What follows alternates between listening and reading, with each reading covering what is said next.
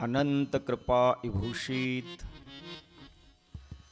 श्री सकल संत कंठभूषण अलौकिक कल्पना आविष्कार भास्कर विश्व संत कैवल्य चक्रवर्ती संत सम्राट ज्ञानियांचे राजे ज्ञानेश्वर महाराज व अखिल कोटी ब्रह्मांड नायक षडगुण ऐश्वर्य संपन्न वारकरी संप्रदायाचं कुल दैवत आराध्य दैवत श्री पांडुरंग परमात्म्याच्या व हिंदवी स्वराज्याचे संस्थापक छत्रपती शिवाजी महाराज पुण्यश्लोकी अहिल्याबाई होळकरांच्या चरणारविंदी स्वामी समर्थाच्या चरणारविंदी राष्ट्रसंत तुकडोजी महाराज यांच्या चरणारविंदी पहिल्यांदा नतमस्तक होतो आणि माझ्या शिवमहापुराण कथेकडे प्रवृत्त होतो. सज्जनांनो, शिवमहापुराण कथा ही अगम्य अपूर्व आणि अनाकलनीय कथा आहे. ती कधी पूर्ण न होणारी कथा आहे आणि म्हणूनच त्या कथेचा विचार करण्याकरता आजही आपण हनुमंतरायाच्या या पावन दरबारामध्ये एकत्रित आला आहात. आयोजक, संयोजक, निमंत्रक आणि समस्त माता भगिनींना, या ठिकाणी गावकऱ्यांना, पुरुष मंडळींना, लहान थोर आबाल वृद्ध सगळ्यांना माझ्या व्यासपीठाकडनं या ठिकाणी एकदा प्रेमपूर्वक नमस्कार करतो.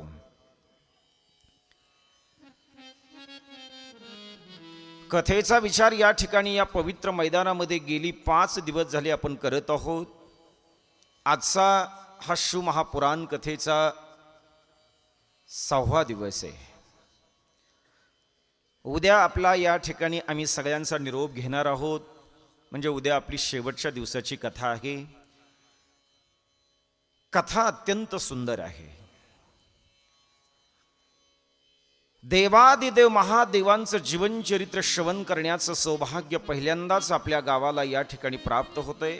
याचा अर्थ असा नाही की तुम्ही याच्या अगोदर श्रवण केलं नाही, तुम्ही केलं, पण प्रत्यक्षात आपल्या या पवित्र मातीमध्ये आणि हनुमंतरायाच्या साक्षीने आणि संत जनार्दन स्वामी महाराज आणि लांडेवाडीकर बाबांच्या कृपा आशीर्वादाने हा भव्य शिवमहापुराण कथा या ठिकाणी या मैदानामध्ये संपन्नतेच्या दिशेने जातोय.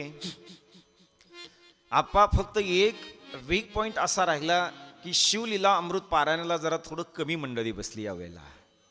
असू द्या, या वर्षी जरी महिला मंडळ तुम्ही कमी बसला असलात तरी पुढच्या वर्षी तुम्ही जास्तीत जास्त संख्येने बसाल याची मला खात्री आहे.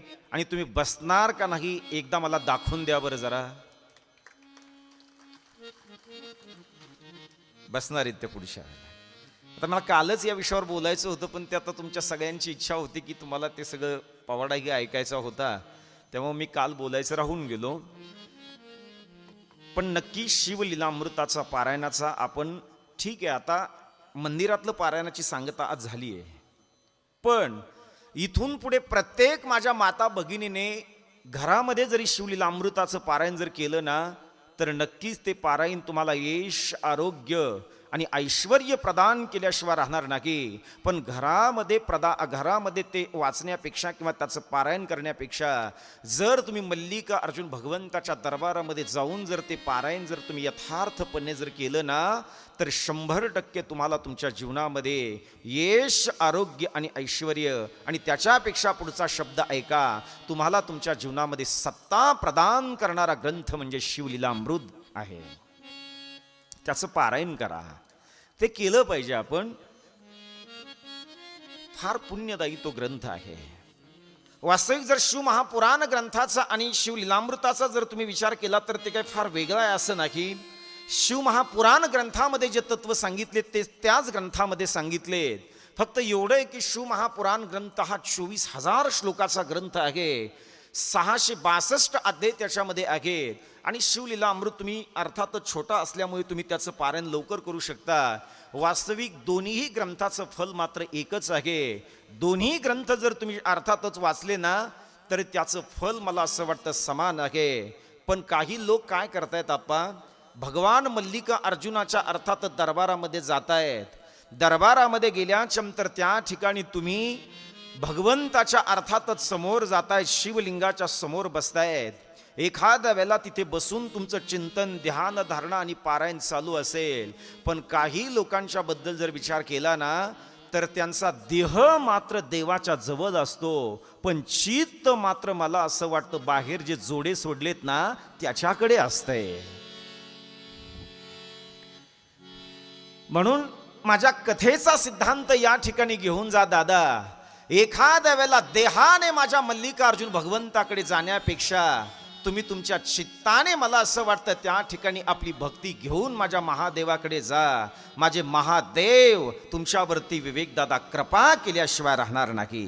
ही का भक्ती खरे पडते मन बाहेर, ही का भक्ती खरे पडते मन बाहेर, ही का भक्ती खरे पडते मन बाहेर. भक्ती खरी पडते मन बाहेर. ही का भक्ती खरे पडते मन बाहेर, ही का भक्ती खरे पडते मन बाहेर. भक्ती खरी पडते मन बाहेरी. का भक्ती खरी पडते मन बाहेरी. देव देहा पुढे लक्ष जोड्याकडे, देहा पुढे लक्ष जोड्याकडे. देह देवा पुढे लक्ष जोड्याकडे. शब्द ऐका. हात चोऱ्या करी, हात चोऱ्या करी, कैसा पावे हरे. हे का अहो, बरोबर आहे भक्ती ना? खरी पडते मन बाहेर, हे का भक्ती खरी पडते मन बाहेर. घोरपडे काका बरोबर आहे का अण्णा? देह देवापुढे आणि लक्ष मात्र जोड्याकडे आहे. कधी महादेव प्रसन्न होणार आहेत आपल्याला? जन्मभर जर तुम्ही महादेवाच्या दरबारामध्ये जाऊन जरी तुम्ही महादेवाला पाणी समर्पण केलं तर त्याचा काहीही फायदा होणार नाही. म्हणून माझी शिवमहापुराण कथा सांगते, ज्या ज्या वेळेला तुम्ही माझ्या भगवंताच्या दरबारामध्ये जाल त्यावेळेला तुमचं चित्त, तुमचं लक्ष हे माझ्या महादेवाकडे असलं पाहिजे. एवढी एक विनंती माझी मान्य करा दादा, आणि केली पाहिजे ना. महादेवाला सज्जनांनो, जर तुम्ही त्या ठिकाणी जर पूजा केली, महादेवाची पूजा जर केली, महादेवाला जर पाणी समर्पण केलं तर त्याचे फायदे ऐका. याच्या विद्येश्वर संहितेमध्ये फार सुंदर वर्णन या ठिकाणी आलेलं आहे. महादेवाची पूजा जर तुम्ही केली तर पहिली गोष्ट तुमचं बल वाढतं 1. महादेवाची पूजा जर तुम्ही केली तर तुमचं तेज वाढतं 2. महादेवाची पूजा जर केली तर तुमचा पैसा वाढतो. महादेवाची पूजा जर केली तर तुमच्या संपत्तीमध्ये वाढ होते. महादेवाची पूजा जर तुम्ही केली तर तुम्हाला निरोगी शरीर प्राप्त होते. महादेवाची पूजा जर केली तर मोक्ष प्राप्त होतोय. आणि महादेवाची पूजा जर देहामध्ये रक्ताचा शेवटचा थेंब असेपर्यंत जर तुम्ही करत असाल ना, तर तुम्हाला घर बसल्या आदर, मान, सन्मान आणि प्रतिष्ठा देणारं दैवत म्हणजे देवाधिदेव महादेव आहे, हे लक्षात ठेवा. म्हणून सज्जनांनो, बल वाढावं असं वाटत असेल तर महादेवाला समर्पण व्हा. आपल्या सनातन वैदिक हिंदू धर्मामध्ये एक बाप्पा रावल नावाचे एक फार मोठे शिवभक्त होऊन गेले. ते बाप्पा रावल रोज त्या ठिकाणी शिव मंदिरामध्ये जायचे, शिव महापूजा ते त्या ठिकाणी करायचे. बाप्पा रावल एक हिंदुत्ववादी आणि कडवट हिंदुत्व त्यांच्यामध्ये होतं. पण बाप्पा रावल सज्जनांनो ऐका, बाप्पा रावलामध्ये बल येतं याचा अर्थ असा आहे की ते महादेवाची पूजा करतायत. म्हणून मला या ठिकाणी सांगायचंय, 1280 किलोची तलवार आपल्या हातामध्ये अर्थात ते पकडायचे आणि युद्धभूमीवरती ते त्या ठिकाणी युद्ध करायचे. 1280 किलो, 12 किलो नाही, 1280 किलो तलवार ते त्यांच्या हातामध्ये घ्यायचे आणि रणांगणामध्ये युद्धभूमीवरती ते युद्ध करायचे. म्हणून सज्जनांनो, बल प्रदान करणारी देवता म्हणजे माझे देवादिदेव महादेव आहेत. पैसा, एकाने मला असं विचारले की महाराज आम्हाला पैसा पाहिजे, तुमचे महादेव का आम्हाला पैसा देणार आहेत का? तुमचे महादेव का आम्हाला संपत्ती देणार आहे का? मी त्याला सांगितलं, अरे माझा महादेव पैसा आणि सत्ता या सगळ्या गोष्टी छोट्या आहेत, पण मोक्ष प्राप्त करून देणार दैवत म्हणजे महादेव आहे. म्हणून सज्जनांनो, अर्थातच या सगळ्या गोष्टींचा विचार करता करता महाराजही आले. क्षमा करा महाराज, तुमच्याकडे नाही येता आलं आम्हाला. महाराज मला निमंत्रण द्यायला खोलीवर आले, पण काय झालं थोडंसं आम्ही जरा उशीर झाल्यामुळे नाही येऊ शकलो. त्याबद्दल क्षमस्व, पण उद्या नक्की दर्शनाकरता आश्रमात येईल. म्हणून महाराज रोज या ठिकाणी मनाचा मोठेपणा करून येत आहेत, कथा श्रवण करतायत. एकदा जोरदार टाळी वाजवा. पुढचा अध्याय अशा पद्धतीचा आहे की शिवलिंगाची स्थापना आणि पूजा विधी. शिवलिंगाची स्थापना कुठे करावी याही संदर्भामध्ये बऱ्याच लोकांच्या मनामध्ये प्रश्न आहे. ऐका, शिवलिंगाची स्थापना ही पवित्र नदीच्या काठी करावी, पवित्र तीर्थाच्या अर्थात ठिकाणी करावी. तिथे दररोज अर्थात शिवपूजन झालं पाहिजे. म्हणून बऱ्याच आजही दर्या, मी त्या दिवशी सांगितलं आजही सांगतो, बरेच मोठमोठे मंदिरं आपल्याकडे होते पण पूजा करण्याकरता कोणी नव्हतं. पण आज मला या ठिकाणी आपल्या गावचा स्वाभिमान वाटतो. स्वाभिमान याकरता असा वाटतोय की आज आपल्या गावामध्ये मल्लिका अर्जुन भगवंताचं फार मोठं शिवालय आपल्या गावामध्ये उपलब्ध आहे. आणि ते जर कुणाच्या पुढाकाराने झालं असेल तर पहिली गोष्ट समस्त ग्रामस्थ मातापूरकरांनी त्या स्मारकाकरता तर सहकार्य दिले, सहयोग तर दिलाय. पण पुढाकार जर कुणी घेतला असेल तर आपल्याच गावाचं एक लाडकं व्यक्तिमत्व संजू रायबहान उंडे पाटील. मला असं वाटतं शाळेची सुद्धा मुहूर्तमेढ त्यांनीच रवली. जनार्दन स्वामी महाराज मंदिराच्या साठी सुद्धा त्यांचा सहयोग आहेच. आणि गावातील आपल्या मल्लिकार्जुन भगवंताच्या साठी सुद्धा त्यांनी प्रयत्न केला. याचा अर्थ ते एकटेच आहे असं नाही, तर तुम्ही सगळे गावकरी त्यांच्या समवेत आहात. म्हणून हा आनंदाची गोष्ट आहे. सज्जनांनो, ही फार महत्त्वाची गोष्ट आहे. नाही तर तुम्ही जर विचार केला ना, आदिनाथ काका, ज्या गावामध्ये शिवालय नाही, मला असं वाटतं ज्या घरामध्ये शिवपूजा होत नाही त्या घरी माणसाने कधी जायचं नाही आणि त्या घरच्या माणसाचं अन्न कधी सेवन करायचं नाही असा नियम शिवमहापुराणात आहे बरं का. समजते ना मी काय बोलतोय ते. म्हणून महिला मंडळ इथून पुढे तुमच्या घरामध्ये छोटं का होईना पण शिवलिंग पूजेकरता असावं. बऱ्याच माझ्या माता भगिनींना असा साशंकता आहे की घरामध्ये शिवलिंग असलं पाहिजे का, घरामध्ये शिवलिंग ठेवून आम्ही त्या शिवलिंगाची पूजा केली पाहिजे का. तर माझं व्यासपीठ असं सांगते 100% तुमच्या घरामध्ये शिवलिंग असलं पाहिजे आणि त्या शिवलिंगाची पूजा तुम्ही नक्कीच केली पाहिजे. फक्त नियम असा आहे की ते 1.5 इंचापेक्षा मोठं असावं, 1.5 इंचापेक्षा ते छोटं नसावं. 1.5 इंचापेक्षा जर छोटं शिवलिंग असेल आणि त्याची पूजा जर तुम्ही केली तर शिवमहापुराण ग्रंथ असं सांगतोय त्या लिंगाची पूजा केल्याचं फल तुमच्या पदरामध्ये पडणार नाही. म्हणून माझ्या वारकरी संप्रदायाचे संत असे सांगतायत, अरे दादा, अशा पद्धतीचा माणूस तुम्ही आम्हाला दिला पाहिजे की तो शिवभक्ती करणारा असला पाहिजे. अशा पद्धतीचा माणूस अर्थातच आम्हाला भेटला पाहिजे की तो आळंदी पंढरीची वारी करणारा असला पाहिजे.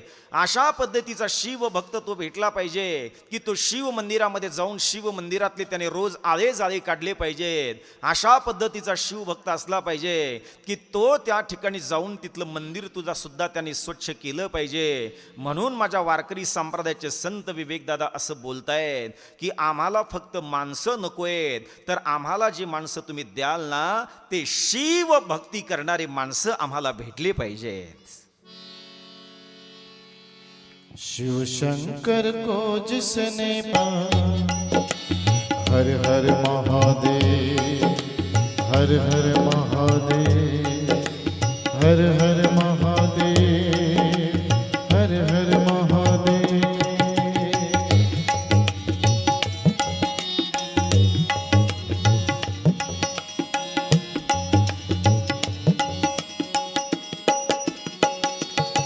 डमरू वाला है जग में दयालु बड़ा, दिन दुखियों का देता, जगत का पिता, सब पे करता है भोला शंकर दया, सबको देता है ये आसरा.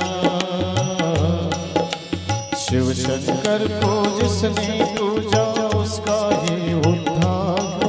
या भाऊ या समोर या.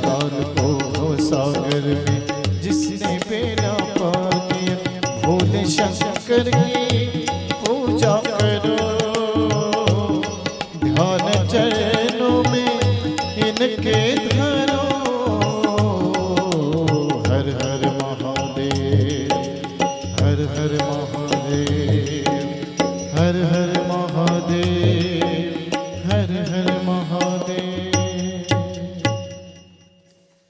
महादेवाची भक्ती जर केली ना तुम्ही तर माझे महादेव नक्की तुमच्या इच्छा पूर्ण केल्याशिवाय राहणार नाही. एक कथा फार सुंदर येते, ऐका, ऐकण्यासारखा विषय आहे.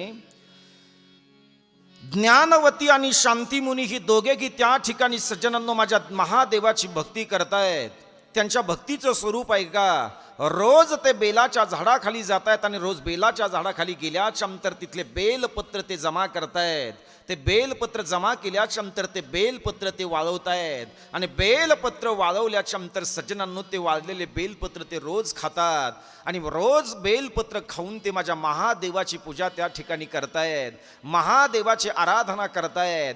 ध्यानमग्न अवस्थेमध्ये कधी बसतायत, त्यांना जसं वाटेल त्या पद्धतीने ते माझ्या महादेवाची आराधना करतायत. आणि शांतीमुनी आणि ज्ञानवती अर्थात ज्या वेळेला एवढी मोठी भक्ती करतायत ना त्यावेळेला सज्जनांनो त्यांच्या भक्तीला यश येते. माझे देवादिदेव महादेव त्यांच्या भक्तीपुढे नम्र होऊन त्यांच्या समोर प्रगट होत आहेत आणि त्यांच्या समोर ज्या वेळेला प्रगट होत आहेत ना त्यावेळेला ज्ञानवती आणि शांतीमुनी यांना माझे देवादिदेव महादेव विचारतायत, माझी जर तुम्ही प्रामाणिकपणे जर भक्ती केली असेल तर मी तुमच्या भक्तीला प्रसन्न आहे.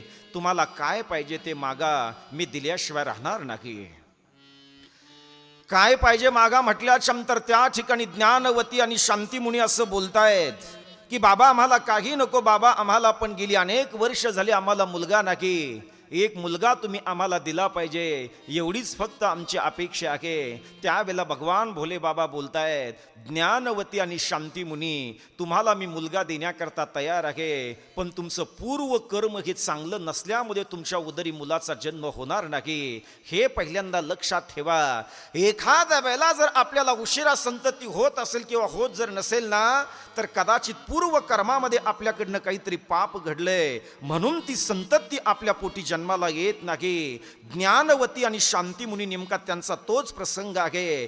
त्यांच्याकडनं काहीतरी पूर्व कर्म हे दूषित घडलेलं असावं. माझे भोले बाबा माझे महादेवजी बोलतायत की तुमच्या उदरी अर्थातच मुलगा जन्माला येणार नाही, पण तुम्ही जर ही माझी बेलाचे पानं खाऊन जर माझे ध्यान आणि तपश्चर्या आणि साधना जर केली असेल तर ऐका, मी तुमच्या उदरी एक मुलगा जन्माला घालतो. पण ज्या वेळेला ज्या दिवशी तुमच्या घरामध्ये तो मुलगा जन्माला येईल ना मात्र मग तुम्ही आंधळे व्हाल, हे लक्षात ठेवा.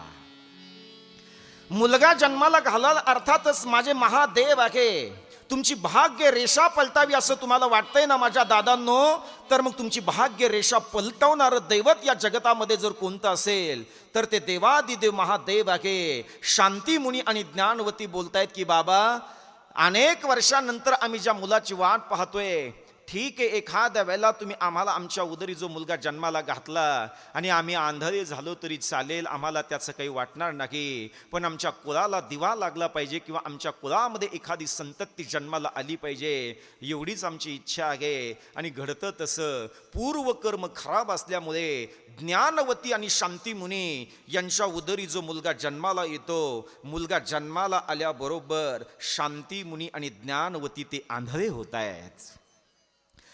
शांतीमुनी आणि ज्ञानवती ज्या वेळेला आंधळे होत आहेत आणि आंधळे झाल्याच्या नंतर जो मुलगा जन्माला येतो त्या मुलाचं नाव ठेवल्या जातंय श्रवण कुमार.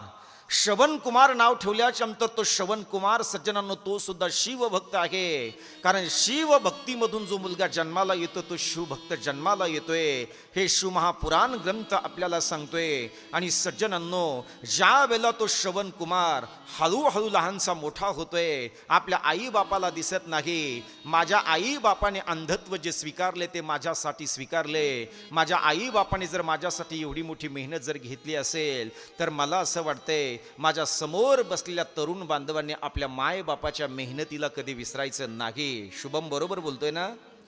कधीही विसरायचं नाही.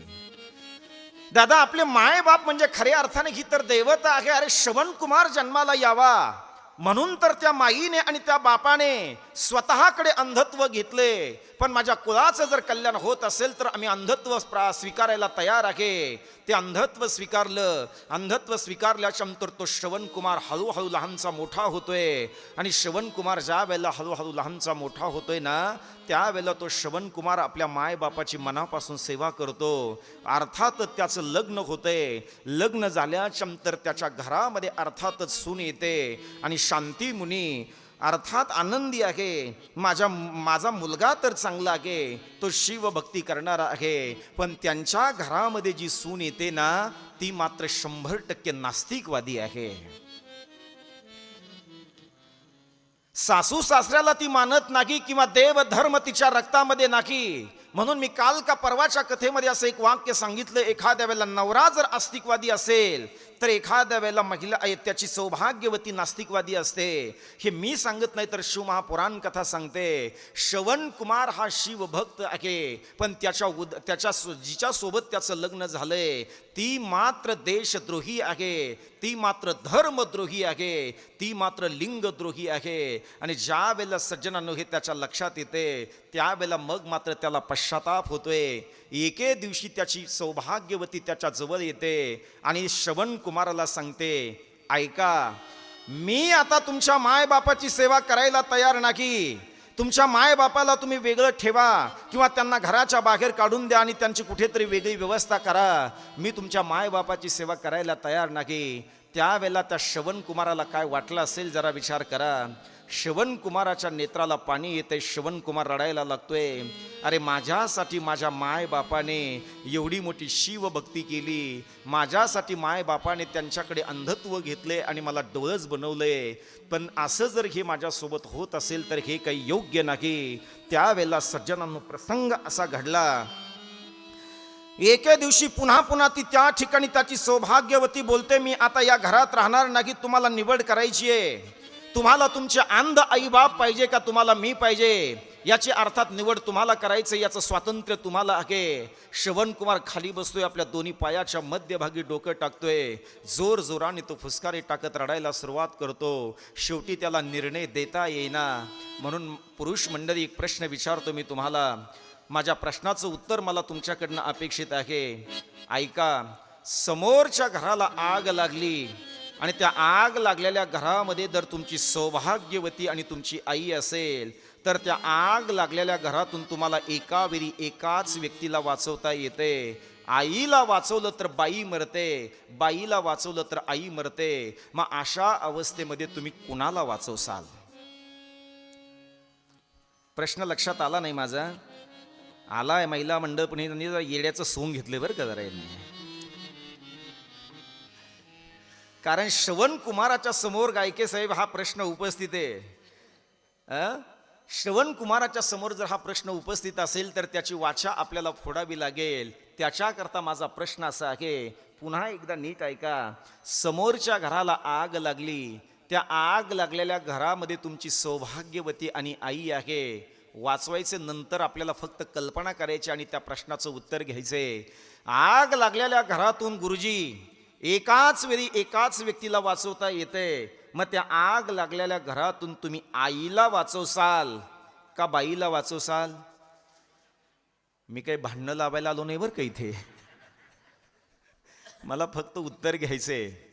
मला असं वाटतं आमच्या काकाजीने उत्तर दिले. आणि विशेष ज्यांची सौभाग्यवती आणि आई आज माझ्या कथेमध्ये असेल त्यांनी या प्रश्नाचं उत्तर द्यावं. हार घालून सत्कार करतो स्टेजवर त्याचा. मला माहिती आहे. आणि महिला मंडळ हे या प्रश्नाचं उत्तर देऊच शकत नाही. याचं कारण हे सगळे मिंधे झालेले आहेत बरं का. यांना माहिती आहे जर आता या प्रश्नाचं उत्तर द्यावं तर घरी गेल्याच्यानंतर भाकरीची पंचाईत. त्यामुळे या प्रश्नाचं उत्तर तुम्ही जरी देत नसले, पेंटर साहेब मी या प्रश्नाचं उत्तर देतो, ऐका. समोरच्या घरात, आता मला सध्या कुणाची भीती नाही, तिकडे गेल्यावर बघू काय होईल ते. समोरच्या घराला आग लागली, त्या आग लागलेल्या घरामध्ये एका वेळी जर एकाच व्यक्तीला तुम्हाला वाचवता येते तर वाचवायचे कुणाला? शिवमहापुराण कथेमधून त्याचं उत्तर घेऊन जा. आग लागलेल्या घरामध्ये एखाद्या वेळेला बाई मेली तरी चालेल, बाई तुम्हाला या हिंदुस्थानमध्ये दुसरी भेटेल, पण माझ्या राजांना तुम्हाला आई दुसरी भेटणार नाही हे लक्षात ठेवा. वाचवायचे कुणाला तर आईला. श्रवण कुमार स्वतःच्या बायकोला निर्णय देऊन टाकतो, अरे जा, तुझी गरज मला नाही. माझ्या मायबापाला घराच्या बाहेर काढण्याचा विचार तू जर मला सांगत असेल तर माझे मायबाप अंध आहेत, मी त्यांना सोडायला तयार नाही. माझे माय बाप ही तर माझी खरी संपत्ती आहे. एखाद्या वेळेला मी तुझा त्याग करायला तयार आहे, पण माझ्या मायबापाचा त्याग करायला तयार नाही. श्रवण कुमार आपल्या अंध मायबापाची सेवा त्या ठिकाणी करतोय आणि आईबापाची सेवा ज्या वेळेला तो करतोय ना, त्या वेळेला तो प्रसन्न मुद्रेने त्या ठिकाणी आपल्या मायबापाची सेवा करतो. म्हणून सज्जनांनो, म्हणूनच मी काल का परवा सुद्धा एक प्रमाण दिलं होतं, त्याचं फक्त सिंहावलोकन करू. काशी विश्वनाथाच्या मंदिरामध्ये जाऊन एका बाजूला काशी विश्वनाथाची पूजा करणं हा भाग वेगळा, पण काशी विश्वनाथाच्या मंदिरामध्ये जाऊन जर तुम्ही स्वतःच्या मायबापाला घराच्या बाहेर काढत असाल ना, तर माझा काशी विश्वनाथ तुमच्यावरती कधीही प्रसन्न होणार नाही. म्हणून आप्पा या ठिकाणी आपला वारकरी संप्रदाय असं सांगतोय, माय आणि बाप हीच खऱ्या अर्थाने तुमची काशी आहे.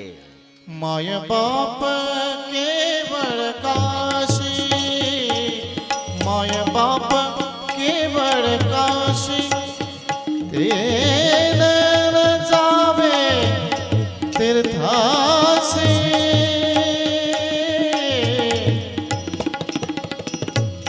तीर्थासी. शाबाश.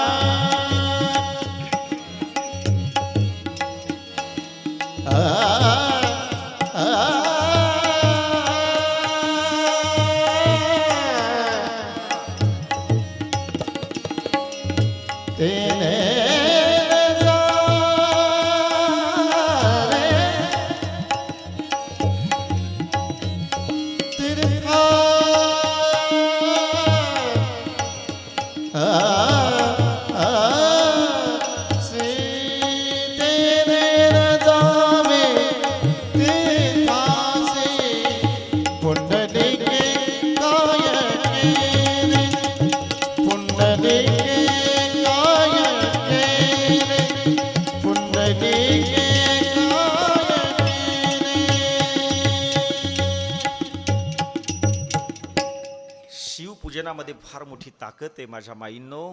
म्हणून मरेपर्यंत शिवभक्ती करा. शिवभक्ती ही खऱ्या अर्थाने तुम्हाला तुमचा प्रताप वाढवणारी जर ती असेल, तर आपण ती शिवभक्ती केली पाहिजे. चांगली संतती आपल्या उदरी जन्माला यावी ना, याच्याकरता सुद्धा तुम्ही शिवभक्ती केली पाहिजे. पार्थिव शिवलिंग पूजन केलं पाहिजे. अहो, ज्यांच्या दरबारामध्ये आपली शिवमहापुराण कथा चालू आहेत, ते माझे हनुमंतराय असेच जन्माला आले नाही. माझ्या अंजनी मातेनं एवढं तप केलंय, माझ्या अंजनी मातेनं एवढं तप केलंय, माझ्या अंजनी मातेनं एवढं तप केलंय. माझी अंजनी माता बिचारी रोज त्या ठिकाणी अंजनी पर्वतावरती त्या ठिकाणी सज्जनांनो पार्थिव शिवलिंग तयार करायची आणि पार्थिव शिवलिंग निर्माण करून ती त्या शिवलिंगाची पूजा करायची. शिवलिंगाची पूजा करत असताना ती आपल्या अंतकरणातली इच्छा माझ्या महादेवाला व्यक्त करायची की देवा, अशा पद्धतीचा मुलगा माझ्या पोटी जन्माला घाल, अशा पद्धतीचा मुलगा माझ्या पोटी जन्माला घाल. म्हणून तुम्ही सुद्धा या ठिकाणी आता संकल्पना करायची आहे माझ्या ताईंनो, तुमच्या उदरी जो मुलगा जन्माला येईल ना, तो मुलगा जर तुम्ही शिवभक्ती करत असाल, तर अशा मुलाची अपेक्षा तुम्ही करा की जेणेकरून तुम्ही शिवभक्ती केल्यानंतर तो मुलगा तुमच्या उदरी जन्माला येईल. अरे 4 मुलांना जन्म देण्यापेक्षा एकाच मुलाला जन्म द्या, पण तो मुलगा हिंदवी स्वराज्याचे संस्थापक छत्रपती शिवाजी महाराज असावा. 4 मुलांना जन्म देण्यापेक्षा एकाच मुलाला जन्म द्या, पण तो मुलगा धर्मवीर संभाजी महाराज असावा. 4 मुलांना जन्म देण्यापेक्षा एकाच मुलाला जन्म द्या, पण तो मुलगा श्रवण कुमार असावा. 4 मुलांना जन्म देण्यापेक्षा एकाच मुलाला जन्म द्या, पण तो मुलगा विश्ववंद्य जगद्गुरु तुकाराम महाराज असावा. 4 मुलांना जन्म देण्यापेक्षा एकाच मुलाला जन्म द्या, पण तो मुलगा मला असं वाटतंय गुरुवर्य माधव बाबा लांडेवाडीकर असावा. अशा पद्धतीचा मुलगा आपण जन्माला घातला पाहिजे ना दादा.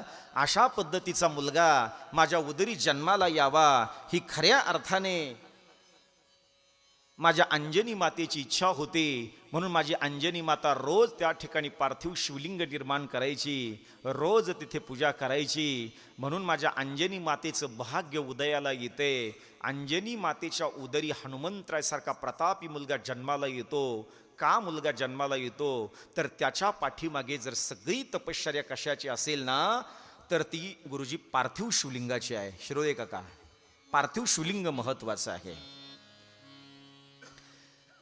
त्या शिवपूजेने खऱ्या अर्थाने माझ्या हनुमंतरायचा जन्म होतो.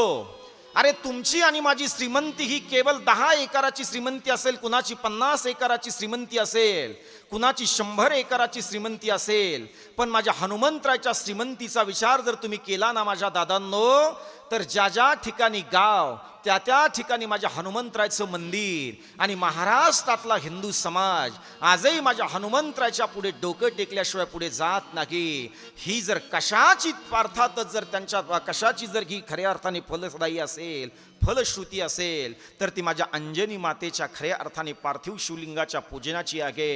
म्हणून तुम्हाला आणि मला आता सगळ्यांना मिळून या ठिकाणी ज्यांच्या दरबारामध्ये ही शिवमहापुराण कथा चालू आहे ना, त्या माझ्या हनुमंतरायला या ठिकाणी सज्जनांनो वंदना करावी लागेल. अंजनीच्या सुता तुला रामाचं वरदान, एक मुखाने बोला बोला जय जय हनुमान, एक मुखाने बोला बोला जय जय हनुमान. अंजनीच्या सुता तुला रामाचे वरदान, अंजनीच्या सुता तुला रामाचे वरदान. एक मुखाने बोला बोला जय जय हनुमान, एक मुखाने बोला बोला जय जय हनुमान.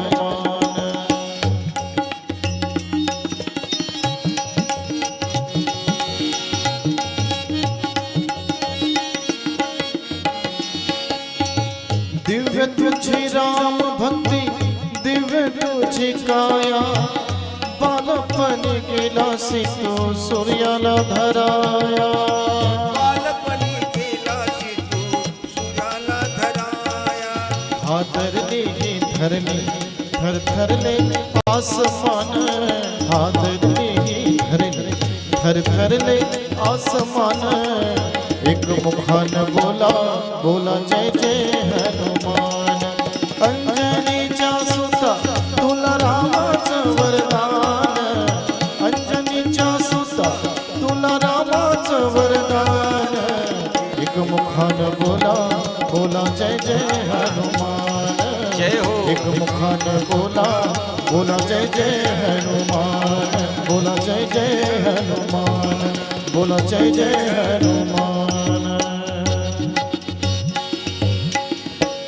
पवनसूत हनुमान की, पवनसूत हनुमान की.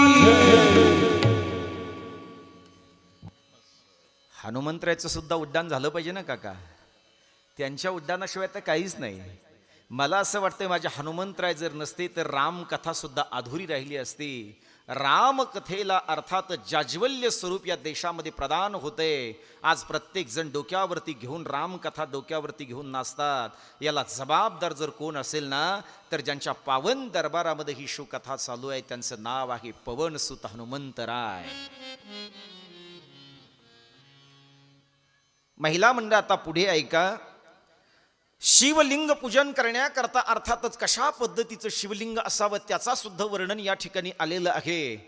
शिवलिंग हे एक तर मातीचं असावं, एक शिवलिंग हे दगडाचं असावं, 2 शिवलिंग हे लोखंडाचं असावं, शिवलिंग हे स्फटिकाचं असावं. पण आजही जर तुम्ही काशीमध्ये जर गेलात तर काशीमध्ये एक वालुकीचं लिंग आहे, ते स्वयंभू शिवलिंग आहे. तुम्ही त्याच्यावरती कितीही पाणी टाकलं तरी ते वाळू विखरत नाही. याचं कारण माझ्या देवादिदेव महादेवाचा सुप्त वास त्या ठिकाणी आहे.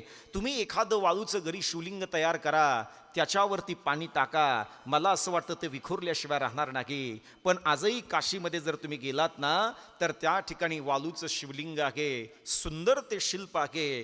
तिथे पाणी समर्पण करा, ते वाळूसुद्धा बाजूला जात नाही. मग कुणी म्हणत असेल महादेव आहे का? कुणी म्हणत असेल माझे मल्लिका अर्जुन आहे का? कधीतरी काशीला जा, हातामध्ये पाण्याचा तांब्या घ्या आणि त्या वाळूच्या शिवलिंगावरती समर्पण करून ओम नमः शिवाय मंत्राचा जप करा. वाळू सरकली तर समजायचं शिवलिंग अर्थात शिवतेज तिथे नाही. पण जर ती वाळू शाबूत राहिली तर समजायचं आजही माझे देवादिदेव महादेव आपलं संरक्षण करतात, हे लक्षात ठेवा. शिवलिंग, आता एक मला प्रश्न विचारला होता काल का परवा कुणीतरी, की महाराज शिवलिंग स्थापनेवेळी आपण काय दान दिलं पाहिजे? एखाद्याने जर शिवलिंग स्थापन करण्याची जर त्याची मानसिकता असेल तर त्यावेळी आपण काय दान दिलं पाहिजे त्याचा सुद्धा विचार या ठिकाणी आलाय. त्या प्रसंगी तुम्ही गाय दान दिली पाहिजे 1, त्या प्रसंगी तुम्ही सुवर्ण दान दिलं पाहिजे 2, त्या प्रसंगी द्रव्य दान दिलं पाहिजे, त्या प्रसंगी भूमिदान दिली पाहिजे. अर्थातच भूमिदानाचं फार महत्त्व सांगितलं जाते. म्हणून काल का परवा आम्ही आमच्या एका काकांच्याकडे आम्ही जेवण्याकरता गेलो होतो. त्यांनी सांगितलं नाही पण दुसऱ्यांनी सांगितलं की महाराज आम्ही गणपतीसाठी त्या ठिकाणी आमच्या गावातल्या एका सदभक्ताने आम्हाला गणपतीचं मंदिर बांधण्याकरता भूमी दान दिलेली आहे. आज 1 इंच सुद्धा भूमी कुणी दान द्यायला तयार नाही किंवा सोडायला तयार नाही. पण त्या काकाने जर आपल्या गणपती बाप्पासाठी जर ती भूमी दान दिली असेल तर त्यांच्यासाठी एक मनापासून जोरदार टाळी वाजवा. हा, जयराम दादा गायके त्यांनी ते दिली. म्हणून हे भूमिदानाचं महत्व आलंय आणि ओघाने तो विषय आलाय म्हणून मला या ठिकाणी बोलावं लागतंय. म्हणून सज्जनांनो, अर्थातच या सगळ्या गोष्टी त्या प्रसंगी दान दिल्या पाहिजे. सगळ्या गोष्टी दान देत असताना तुम्ही हे सगळं कराल, पण हे सगळं करत असताना ते बाकीचं सगळं पुण्य आपल्या पदरामध्ये पडावं याच्याकरता पंचाक्षरी मंत्राचं महात्म्य सुद्धा या ठिकाणी सांगितलंय. ओम नमः शिवाय हा जो मंत्र आहे हा खऱ्या अर्थाने तुमचा जिवंतपणे उद्धार करणारा मंत्र आहे. सगळी शिव महापुराण कथा एका बाजूला आहे आणि ओम नमः शिवाय हा मंत्र एका बाजूला आहे. या जगताचा विचार जर तुम्ही केला ना माझ्या मातापुरकरांनो, तर या जगतामध्ये 33 करोड मंत्र अस्तित्वात आहेत. पण 33 करोड मंत्र एका बाजूला ठेवा आणि ओम नमः शिवाय एका पारड्यामध्ये ठेवा. मला असं वाटते 33 करोड मंत्रापेक्षा सुद्धा वजनदार मंत्र जर या जगामध्ये कोणता असेल तर त्या मंत्राचं नाव आहे ओम नमः शिवाय. याचा अर्थ मी बाकीच्या मंत्राला नावं ठेवतो असा त्याचा अर्थ नाही, पण या प्रसंगी शिव महापुराण कथा चालू आहे म्हणून त्याचं महात्म्य मला सांगावं लागेल. पण उंडे महाराज आपल्या वारकरी संप्रदायामध्ये सर्वश्रेष्ठ मंत्र जर कोणता असेल तर मला असं वाटतंय विवेकदादा आपल्या वारकरी संप्रदायामध्ये रामकृष्ण हरी हा मंत्र फार मोठ्या गौरवाने गायला जातोय. रामकृष्ण हरी मंत्र आणि ओम नमः शिवाय मंत्र हरी अरा नागी भेद या सिद्धांताने आपण दोघांची तुलना करू शकत नाही, कारण दोनही मंत्र हे तितके पॉवरफुल आहेत. म्हणून वारकरी संप्रदायाची आचारसंहिता तुम्हाला जाता जाता एकदा सांगतो, ऐका. रामकृष्ण हरी मंत्राचा जप करा आणि तुम्हाला जर असं वाटत असेल की आपण पांडुरंगाला मानतोय तर गळ्यामध्ये पवित्र तुळशीची माळ घाला आणि याबरोबर तुम्ही एकादशीचं व्रत करा. कारण अजूनही आपल्या हिंदू धर्मामध्ये बरेच लोक एकादशीचं व्रत करायला तयार नाहीत आणि पवित्र तुळशीची माळ गळ्यामध्ये घालायला तयार नाहीत. हात जोडून माझ्या शिव महापुराण कथेची तुम्हाला विनंती आहे, रामकृष्ण हरी मंत्राचा जप, एकादशी व्रत आणि गळ्यामध्ये पवित्र तुळशीची माळ घाला. माझा पांडुरंग परमात्मा तुमचा उद्धार केल्याशिवाय राहणार नाही. कंठी मेरवा तुळशी, कंठी मेरवा तुळशी,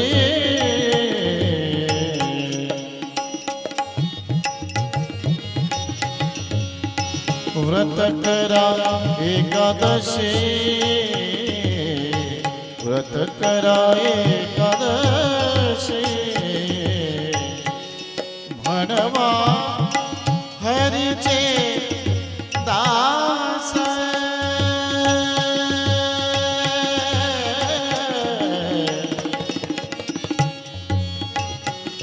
म्हणवा हरीचे दास,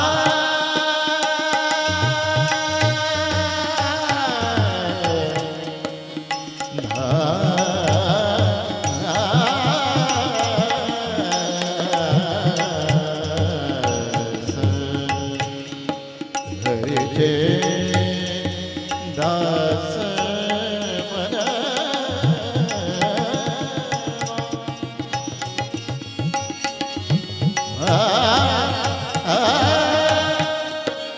म्हणा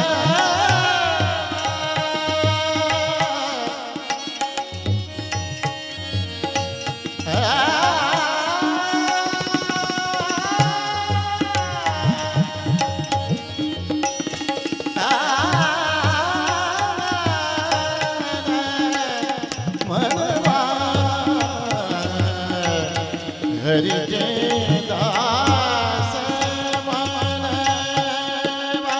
हरिचे दास तुका म्हणे मज हे आस कंठी मिरवा तुळशी कंठी मिरवा तुळशी कंठी मिरवा तुळशी मिरवा तुळशी मिरवा तुळशी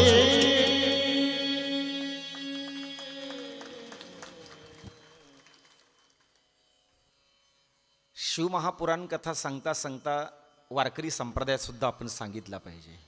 शिवमहापुराण कथा तर अत्यंत महत्त्वाची आहेच, पण वारकरी संप्रदायाचे तत्व सुद्धा आपल्यासाठी अत्यंत मोलाचे ते तत्व आहेत. म्हणून सज्जनांनो, आता पुढचा अध्याय या ठिकाणी असं वर्णन करतोय. तीर्थाचं सुद्धा वर्णन या ठिकाणी केल्या जाते. प्रत्येक नदीमध्ये स्नान करण्याची अर्थात फलश्रुती सुद्धा या ठिकाणी सांगितल्या जाते.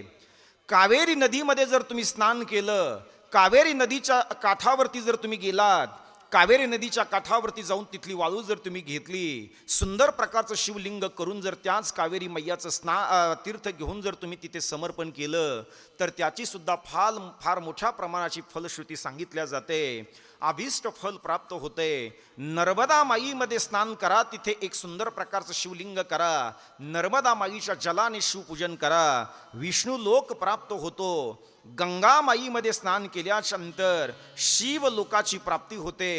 गोदामाईमध्ये जर तुम्ही स्नान केलं तर गो हत्या आणि ब्रह्म हत्येचं पातक सुद्धा संपुष्टामध्ये येते. म्हणून एखाद्या व्यक्तीकडनं जर गो हत्या घडली असेल, न कळत त्याच्याकडनं जर घडली असेल, न कळत जर त्याने एखाद्या कसायला जर गाय कापण्याकरता जर दिली असेल, तर त्याने गोदामय्यामध्ये जा, तिथे स्नान करा, सुंदर प्रकारचं वाळूचं शिल्प त्या ठिकाणी तयार करा आणि गोदामाईचं अर्थातच वालुकीचं तुम्ही जर सुंदर शिवलिंग तयार करून तिथे स्नान केलं आणि त्याच पाण्याने जर तुम्ही त्या शिवलिंगाचं पूजन जर केलं ना, तर गो हत्येचं पाप नाहीस करणारी एकच रक्तवाहिनी या देशामध्ये आहे. त्या रक्तवाहिनीचं नाव आहे माझी गोदामय्या. सज्जनांनो, पुढे आणखी असा अध्याय येतोय, सदाचार, संध्या वंदनी, प्रणव जप या संदर्भातला विचार सुद्धा या ठिकाणी सांगितला जातोय. सदाचाराचं पालन, धर्माने जगा, धर्माचं पालन करा, दुसऱ्याचे दोष पाहू नका, आपल्या गावाचा सांभाळ करा, आपल्या देशाचा सांभाळ करा. हे आत्ताचे तत्व आहेत असे नाही, तर हजारो वर्षापूर्वीचे ते तत्व आहेत. म्हणून मी पहिल्या दिवशी तुम्हाला सांगितलं होतं की तुम्ही हजारो वर्षाची शिवमहापुराण कथा ऐकण्यासाठी या हनुमंतराच्या दरबारामध्ये एकत्रित आलात. अहो, कालचा पेपर आणि कालचं पुस्तक कुणी वाचायला आज तयार नाही. गुरुजी बरोबर बोलतोय ना? कुणीही वाचायला तयार नाही. काय झालं पहा, गाडी नव्हती माझ्याकडे आणि एकदा मी श्रीरामपूरच्या बसस्टँडवरती आलो. श्रीरामपूरच्या बसस्टँडवरती आलो त्यावेळेला त्या बसस्टँडवरती त्या बसमध्ये मी बसलो होतो. माझ्या बाजूला एक माणूस बसलेला होता आणि माझ्या बाजूला ज्या वेळेला माणूस बसला होता, खाली एक मुलगा पेपर विकण्याचा त्याचा व्यवसाय होता. पेपर घ्या, पेपर घ्या, पेपर घ्या म्हणून तो त्या ठिकाणी विकत होता. आणि पेपर विकत असताना एक बसमध्ये बसलेला जो माणूस होता ना, त्याला पेपर विकत घ्यायचा होता. त्यावेळेला त्या ठिकाणी त्या मुलाला त्याने आवाज दिला आणि मुलाला ज्या वेळेला आवाज दिला ना, त्यावेळेला बस जरा धकण्याच्या बेतामध्ये होती. त्यावेळेला तो मुलगा त्या बसमधल्या माणसाने पेपर मागितल्याच्या नंतर त्या गठ्ठ्यातला एक पेपर त्याने काढला, त्या बसमधल्या माणसाच्या हातामध्ये दिला आणि बसमधल्या माणसाच्या हातात दिल्याच्या नंतर बस जरा धकण्याच्या बेतात होती. त्याने खिशामध्ये हात घातला. 2 रुपये त्या पेपरची किंमत होती, पण त्याने 1 रुपया काढला आणि त्या मुलाच्या हातामध्ये दिला. त्यावेळेला बाहेर एक त्या मुलाच्या जवळ माणूस उभा होता. तो माणूस त्या मुलाला बोलतोय, अरे दादा, घर जाळून कुठे कोळसा करत असतात का? हं? अरे तुझ्या पेपरची किंमत आहे 2 रुपये, त्या माणसाने तुला 1 रुपये दिला, 1 रुपया घाटा झाला म्हणे तुझ्यावाला, मूर्ख आहेस म्हणे का तू? त्यावेळेला तो पेपर विकणारा म्हणतो, मूर्ख मी नाही, मूर्ख तो आहे.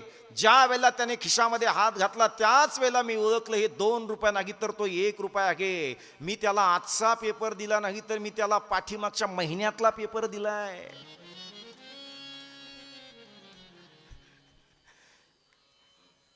दादा, माझी शिवमहापुराण कथा 1000 वर्ष झालीत माझ्या शिवमहापुराण कथेला.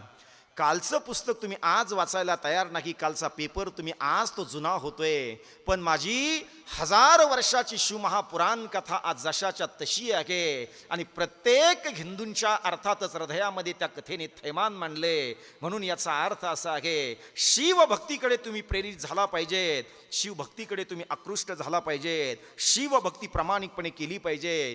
संध्यावंदन सदाचार अशा पद्धतीचा जो अध्याय आहे त्याच्यामध्ये अशा पद्धतीचं एक वाक्य आलेलं आहे की दुसऱ्याचे दोष पाहण्यामध्ये वेळ घालू नका. अरे दुसऱ्याचे दोष पाहण्यामध्ये वेळ घालण्यापेक्षा माझ्या मल्लिकार्जुन भगवंताला तो वेळ द्या, नक्की तुमचा वेळ सार्थकी लागल्याशिवाय राहणार नाही. आणि दुसऱ्याचे दोष पाहून तुम्हाला फायदा काय त्याचा? शेजारीन अशीन शेजारीन तशी, तुला करायचं काय त्याच्यावरून? तुझं काय अडले? मला असं वाटतंय समाजाची स्थिती हीच अशी आहे की लोकांच्या डोळ्यातलं तुम्हाला कुसळ दिसतं. अशी म्हण आहे ना तुमच्याकडे, भाऊ म्हण आहे ना तुमच्याकडे रमेश काका? मला असं वाटतंय दुसऱ्याच्या डोळ्यातले कशाला पाहताय दादा? स्वतः आपण कसे जगतोय, आपण कसे वागतोय, स्वतः अंतर्मुख व्हा, स्वतः अंतर्मुख होऊन जीवन जगायचा प्रयत्न करा. हे शिवतत्व तुमच्या घरामध्ये आल्याशिवाय राहणार नाहीत. म्हणून सज्जनांनो, पुढे असं विचार सांगितला जातोय, आपल्या गावाचा सांभाळ करा, आपल्या गावाचा सांभाळ करा. अशा पद्धतीचं जे काही तत्व या ठिकाणी सांगितल्या जातंय. म्हणून आज मी जाता जाता सांगतो, मला कुणाच्या विरोधामध्ये बोलायचं नाही, पण तो संदेश माझ्या मातापूरकरांच्या कानावरती असावा म्हणून मला बोलावं लागेल. महाराष्ट्राच्या कानाकोपऱ्यामध्ये सुद्धा मी बोलतो, आजपासून इथून पुढे 3 लोकांचं तुम्ही कधी खायचं नाही. पहिली गोष्ट गावाचं कधी खायचं नाही, दुसरी गोष्ट देवाचं कधी खायचं नाही, आणि तिसरी गोष्ट आपल्या भावाचं कधी खायचं नाही. बरोबर बोलतोय ना मी? देवाचं, भावाचं आणि गावाचं कधी खाऊ नका दादा. हे मी सांगत नाही तर हे शिवमहापुराण कथा सांगते. आता 4था मुद्दा या ठिकाणी असा येतोय की आपल्या देशाचं संरक्षण करा. आपण या देशामध्ये, पवित्र देशामध्ये जन्माला आलो आहोत दादा. ज्या देशाच्या मातीला माझ्या रामप्रभूचे चरण लागलेत, ज्या देशाच्या मातीला माझ्या कृष्ण परमात्म्याचे चरण लागलेत, अहो कृष्ण परमात्म्याने याच भूमीमध्ये जन्म घ्यावा आणि जन्म घेऊन आपले दोन्ही गुडघे या मातीवरती टेकावे आणि दोन्ही गुडघे या मातीवरती टेकून याच मातीचं रजकण त्यांनी आपल्या अर्थात उचलावं आणि तोंडामध्ये टाकावं. कृष्ण परमात्म्याला अर्थातच विचारल्या जाते की तुम्ही या देशाची माती का खातायत? त्यावेळेला माझे कृष्ण परमात्मा उत्तर देत आहेत की या देशामध्ये महान संत जन्माला आलेत आणि एखाद्या संतांचा पाय जर या भूमीवरती जर पडला असेल ना, तर त्यांचं रजकण खाण्याकरता मला भेटलं पाहिजे. हा माझ्या कृष्णाचा उद्देश आहे. सज्जनांनो, या पवित्र देशामध्ये अर्थातच अनेक क्रांतीवीर जन्माला आलेत, अनेक देशभक्त जन्माला आलेत. म्हणून तुम्ही आणि आपण या मंडपामध्ये बसून शिवकथा ऐकतोय. शिवकथा मला सांगायची आहे, पण थोडंसं एक महत्त्वाचा एक प्रसंग आठवलाय देशभक्तीपर, तो सांगू द्या. कारण बरेच तरुण मित्रमंडळ या ठिकाणी बसलेले आहेत, त्यांच्यापर्यंत तो विषय गेला पाहिजे दादा. या देशाप्रती आपलं काहीतरी समर्पण असलं पाहिजे, देशभक्ती आपल्या रक्तामध्ये असली पाहिजे. म्हणून मला आठवलंय म्हणून बोलू द्या. जालियनवाला बाग हत्याकांड आठवा माझ्या दादांनो. अनेक हिंदूंचं रक्त त्या ठिकाणी सांडलं होतं. त्यावेळेला माझा भगतसिंग तिथे जातोय आणि माझा भगतसिंग, देशाचा विचार हा शिवमहापुराण कथेतला आहे म्हणून मी तुमच्यापर्यंत पोस्ट करतोय. त्यावेळेला त्या ठिकाणी माझा भगतसिंग असा विचार करतोय, माझे हिंदू जर या ठिकाणी मारल्या जात असेल तर या जालियनवाला बाग हत्याकांडाचा मी बदला घेतल्याशिवाय राहणार नाही. एक संघटना त्या ठिकाणी तयार केल्या जाते. भगतसिंग, सुखदेव आणि राजगुरू हे त्या अर्थातच सज्जनांनो तिघे एकत्रित येत आहेत. ब्रिटिश अधिकाऱ्याला, ज्या ब्रिटिश अधिकाऱ्याने जालियनवाला बाग हत्याकांड घडून आणलंय ना, त्याला जिवंत त्या ठिकाणी मारल्या जाते. ब्रिटिश लोक माझ्या भगतसिंगाला पकडतायत आणि ब्रिटिश लोक ज्या वेळेला माझ्या भगतसिंगाला पकडतायत ना, त्यावेळेला त्या ठिकाणी भगतसिंगाला सांगितल्या जाते, दादा तू जर आता या ठिकाणी आमच्या ब्रिटिश अधिकाऱ्याला मारलं असेल तर तुला आता जिवंत फासावरती जायचंय. अरे एका बाजूला आमचे तमाम हिंदू त्या ठिकाणी मारले गेला, त्या हिंदूंच्या बद्दल तुम्हाला काही वाटत नाही, पण एक तुमचा ब्रिटिश अधिकारी मेला तर तुम्ही आमच्या भगतसिंगाला फासावरती देतायत. ही कुठली नीती आहे? अरे माझ्या भगतसिंगाने तर देश हिताचं काम केलंय, माझ्या भगतसिंगाने तर मातीसाठी काम केलंय. अरे एका बाजूला मुंबई सारख्या ठिकाणी सज्जनांनो कसाब बॉम्बस्फोटामध्ये अनेक हिंदूंना मारल्या जाते, त्या कसाबाला आड मार्गाने फाशी दिल्या जाते, पण देश हिताचं काम करणारा माझा भगतसिंग त्याला भर चौकामध्ये फाशी दिल्या जाते. सज्जनांनो ह्या सगळ्या गोष्टींचा विचार करता करता दुसऱ्या दिवशी भगतसिंगाला फासावरती द्यायचे. दुसऱ्या दिवशी ज्या वेळेला भगतसिंगाला फासावरती द्यायचे त्यावेळेला भगतसिंगाला विचारल्या जाते, अरे दादा तुझी शेवटची इच्छा काय आहे ती सांग, उद्या तुला या चौकामध्ये फासावरती जायचंय. भगतसिंग हसत हसत बोलतोय, अरे फासावरती जातोय माझ्या देशाची सेवा करता करता मरतोय, याचा मला काही गम नाही, पण माझी शेवटची इच्छा जर तुम्ही विचारली असेल ना तर माझ्या जन्मदात्या माईला मला भेटायचंय. जन्मदात्या माईला तिथे आणल्या जाते. डोळ्यासमोर चित्र घ्या, ज्या वेळेला भगतसिंग जेलमध्ये आहे आणि जेलमध्ये असताना त्या जेलच्या सळाया आडव्या आहेत, माय बाहेर भेटण्याकरता येते. एकुलता एक मुलगा उद्या फासावरती जाणार आहे, या जगामध्ये अशी कोणती माय आहे की ती रडणार नाही. त्या माईच्या नेत्राला पाणी येते. त्यावेळेला भगतसिंग त्या जेलच्या सळयातून हात बाहेर काढतोय, आपल्या माईचे अश्रू पुसतो आणि आपल्या माईला बोलतो, मा का रडतेस मा तू? मी देशाची सेवा करता करता फासावरती जातोय म्हणून तू रडतेस मा? का झालं मा, का रडतेस मा तू? त्यावेळेला भगतसिंगाची आई बोलते, अरे राजा रडू नको म्हणण्याचा अधिकार तुला नाही रे राजा, कारण याचा अर्थ असा आहे की तू अजून कुणाचा बाप नाहीस, तुला मला रडू नको म्हणण्याचा अधिकार नाही. त्यावेळेला पुन्हा पुन्हा ती माय रडते. भगतसिंग आपल्या आईला समजूत घालण्याचा प्रयत्न करतो. त्यावेळेला शेवटचा प्रश्न भगतसिंग त्या जेलमध्ये विचारतोय की मा, या देशाची सेवा करता करता मी फासावरती जातोय म्हणून तू रडतेस का मा? त्यावेळेला भगतसिंगाची आई उत्तर देते, अरे राजा या देशाची सेवा करता करता तू फासावरती जातोय म्हणून मी रडत नाही रे राजा, पण याच माझ्या भारत देशाची सेवा करण्याकरता आणखी एक मुलगा माझ्याकडे शिल्लक नाही म्हणून मी रडते रे राजा. जिंदा रहने के मौसम बहुत है मगर जान देने की रुत रोज आती नहीं, हुस्न और इश्क दोनों को रुसवा करे, वो जवानी जो में नहाती नहीं. आज धरती बनी है दुल्हन साथियों, अब तुम्हारे हवाले वतन साथियों, कर चले हम फिदा जानतन साथियों, अब तुम्हारे हवाले वतन साथियों, अब तुम्हारे हवाले वतन साथियों. देश सांभाळा, धर्म सांभाळा आणि संस्कृती सांभाळा याचा सुद्धा संदेश शिवमहापुराण कथेमध्ये आहे. आठवलं म्हणून थोडंसं बोललो. माणसाने दान केलं पाहिजे या संदर्भातला विषय सुद्धा शिवमहापुराण ग्रंथामध्ये आलाय. कशाचं दान केलं पाहिजे तर गोदान केलं पाहिजे या संदर्भातला विषय आलाय. पैसा दान केला पाहिजे. गोशाळा जर एखादी आपल्या परिसरामध्ये असेल तर त्या ठिकाणी जाऊन आपण गोशाळेला चारा दिला पाहिजे. एखादा वृद्ध आश्रम जर असेल तर त्या वृद्ध आश्रमामध्ये जाऊन सुद्धा आपण मदत केली पाहिजे. एखादा अनाथ आश्रम असेल तर त्या अनाथ आश्रमामध्ये जाऊन वाढदिवस साजरा करा.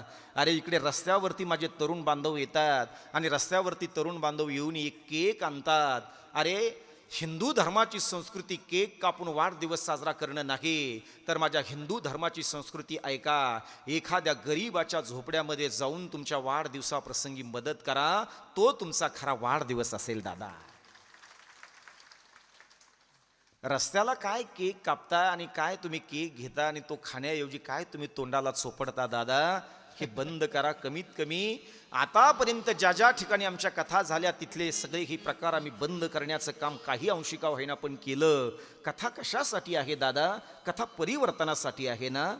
कथा जर परिवर्तनासाठी असेल तर काहीतरी घेऊन उठा, काहीतरी त्याचं आरोपण आपल्या रक्तामध्ये करा, तरच बदल होईल, तरच परिवर्तन होईल. म्हणून इथून पुढे माझ्या मातापुरकरांना आणि माझ्या तरुण बांधवांना सांगायचे मला, रस्त्यावरती गाडी उभा करू नका, गाडीवरती तो केक ठेवू नका आणि आपणही आपल्या चेहऱ्याला तो लावून घेऊ नका. तुम्हाला ही माहीत नाही, केक तसा तयार होत नाही तर त्याच्यामध्ये केमिकल असतं. ते केमिकल जर तुमच्या पोटामध्ये जर गेलं तर मला माहीत नाही, पण एखाद्या डॉक्टरला विचारा. माझ्या माहितीत तर मी तर सांगतो, पण एखाद्या डॉक्टरला, चांगल्या MD डॉक्टरला विचारा.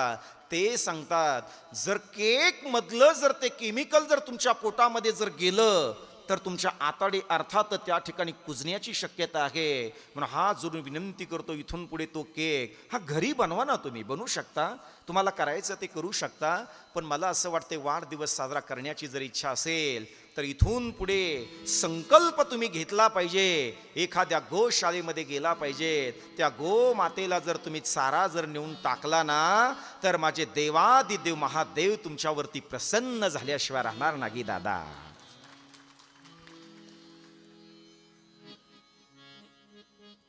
पुढे आता विद्येश्वर संहितेमध्ये 14व्या क्रमांकाचा अध्याय आपल्याला असं शिकवतोय, अग्नियज्ञ कशाला म्हणायचे, देवयज्ञ कशाला म्हणायचे आणि ब्रह्मयज्ञ कशाला म्हणायचे. दररोज सकाळी सायंकाळी अग्नीमध्ये द्रव्ययुक्त हवन करणं याला अग्नियज्ञ असं म्हटलं जाते. ब्रह्मचर्यांना समिधा देणं याला सुद्धा अग्नियज्ञ म्हटल्या जाते. महाराज, एखादा ब्रह्मचारी असेल तर त्याला जर तुम्ही समिधा जर देत असाल तर त्याला खऱ्या अर्थाने अग्नियज्ञ असं म्हटल्या जाते. जोपर्यंत पुरुष अविवाहित आहे तोपर्यंत त्यांनी ब्रह्मचर्य व्रताचं पालन करणं हा त्याच्यासाठी अग्नियज्ञ सांगितला जातोय. अशा अनेक तत्वाचं चिंतन या ठिकाणी केल्या जाते. देवयज्ञ अर्थात देवताप्रती जर एखादा अग्नियज्ञ जर आपण आहुती जर त्याच्यामध्ये त्या अग्नियज्ञामध्ये जर दिली तर याला अग्नियज्ञ असं म्हटल्या जाते. देवतांना प्रसन्न करून घेण्यासाठी जो यज्ञ केला जातो त्याला सुद्धा देवयज्ञ असं म्हटल्या जाते. ब्रह्मयज्ञ ऐका, वेदाचे नित्य नियमाने पठण श्रवण अध्ययन करणे याला ब्रह्मयज्ञ म्हटले. आता ब्रह्मयज्ञ देवयज्ञ अर्थातच हे यज्ञ तुमच्याकडनं होणार नाही किंवा तुम्हाला ते घडणार नाहीत, पण हे सगळे यज्ञ घडण्यासाठी एक सोपा उपाय शिवमहापुराणात सांगितला आहे. रोज मल्लिका अर्जुन भगवंताच्या दरबारामध्ये जाऊन 3 बेलपत्र आणि 1 तांब्या पाणी समर्पण करा. अग्नियज्ञ आणि देवयज्ञ केल्याचं पुण्य तुमच्या पदरात आहे. किती सोपा उपाय आहे ना.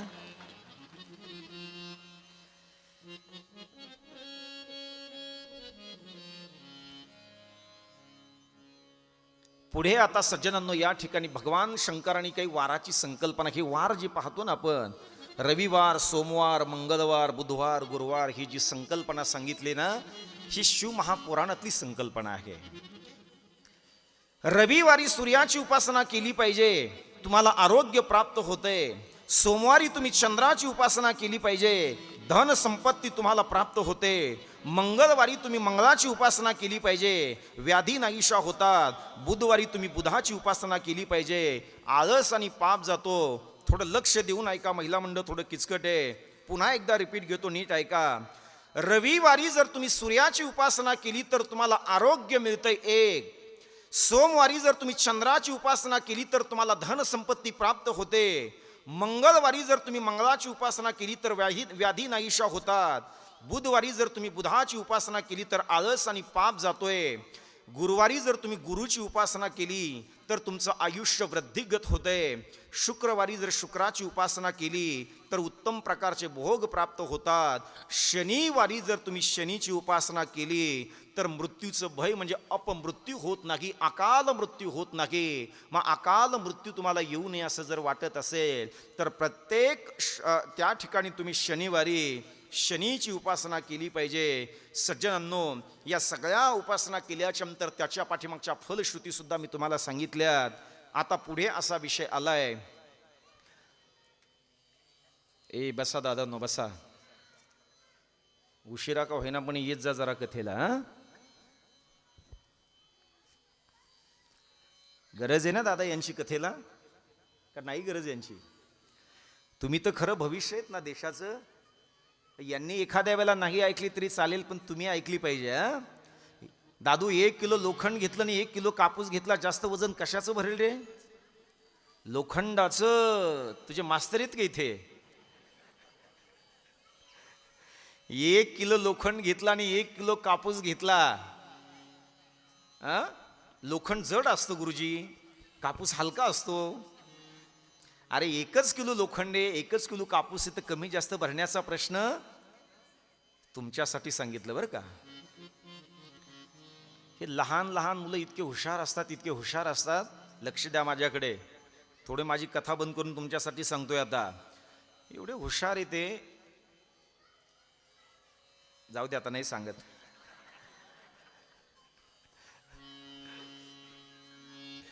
नन्ना मुन्ना राही हो, देश का सिपाही हो, बोलो मेरे संग जय हिंद जय हिंद जय हिंद जय हिंद जय हिंद.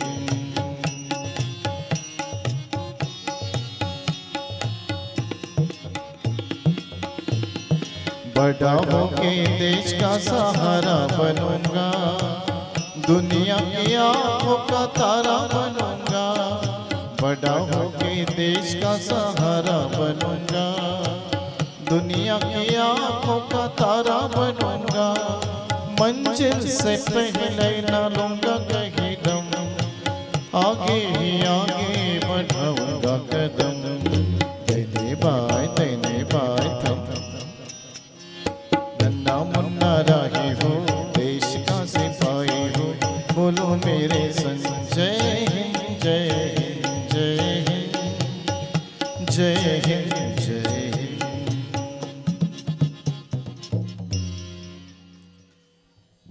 ऐकलं का रे? आता यायचं, आता शांत बसायचं. आता कथा ऐकायची. इकडे बघा माझ्याकडे. विद्येश्वर संहितेतला 15व्या क्रमांकाचा अध्याय आपल्याला असे शिकवतोय की देश, काल, पात्र आणि दानाचा विचार सुद्धा या ठिकाणी सांगितला जातोय. दान कुणाला काय दिलं पाहिजे या संदर्भातला विषय थोडंसं जरा काळजीपूर्वक ऐका, तुमच्या लक्षामध्ये येईल. पहिली गोष्ट मी जे तुम्हाला सांगितलंय, गाय दान केली पाहिजे. पण गाय दान करत असताना नुसती गायच दान करायची नाही, तर त्याच्याबरोबर तुम्ही चारा सुद्धा दान केला पाहिजे. एखादा उपाशी माणूस जर तुमच्या घरी जर आला असेल, तर मला असं वाटतंय त्याला जेवण देणं हा तुमचा धर्म आहे. नागी जर तुम्ही त्याला जेवण दिलं आणि तो जर तुमच्या दारामधून जर उपाशी गेला, तर ज्ञानेश्वरी असं सांगते, विनमुख गेलिया अतिथी नेई सुकृताची संपत्ती. एखादा अतिथी जर तुमच्या दारात आला आणि तो जर विनमुख जर तो जर निघून गेला ना, तर तुमच्या सुकृतातली संपत्ती तो घेऊन जात असतो. ज्याला गरज असेल त्याला देण्याचं काम करा. गरजू आणि गरीब लोकांना मदत करा. अशा पद्धतीचे अनेक तत्व या ठिकाणी सांगितल्या जात आहेत. दान कशाचं करावं, आता त्याचं सुद्धा एक यादी ऐका. भूमी दान केली पाहिजे 1, तीळ दान केले पाहिजे 2, सोनं दान केलं पाहिजे, साजूक तूप दान केलं पाहिजे, वस्त्र दान केलं पाहिजे, धान्य दान केलं पाहिजे, गुळ दान केला पाहिजे, चांदी दान केली पाहिजे, मीठ दान केलं पाहिजे. आणि सगळ्यात आणि सर्वश्रेष्ठ जे दान आहे ना, त्या दानाचं नाव आहे कन्यादान केलं पाहिजे. फक्त इथलं सांगत नाही, पण कन्यादान करण्याच्या अगोदर माझ्या महाराष्ट्रातल्या आणि माझ्या हिंदू धर्माच्या मुलीने माझ्या मायबापाचा विचार केला पाहिजे. कन्यादानाचं सौभाग्य त्यांच्या पदरात पडेल अशा पद्धतीचं वागलं पाहिजे. नाही तर बऱ्याच महाराष्ट्रातल्या मुली आज मायबापाला अर्थातच विचार करत नाहीत आणि त्या कुणासोबतही जर पळून जात असेल. अरे तुमचे मायबाप ज्या वेळेला तुमचं लग्न करायचं असतं ना, त्यावेळेला मायबाप कुळाचा विचार करतात, घर चांगलं पाहतात, माणसं चांगले आहेत का नाही याचा सुद्धा विचार करतात. काल परवा कथेला येण्याच्या अगोदर सिंदखेड राजा तालुक्यातली घटना आहे. मुलगी दुसऱ्यासोबत अर्थातच दुसऱ्या परधर्मीय मुलासोबत पळून गेली. त्यावेळेला तो बाप माझ्या कीर्तनाला आला आणि माझ्या समोर रडत होता की महाराज, माझी मुलगी दुसऱ्या अर्थातच मुलासोबत पळून गेली.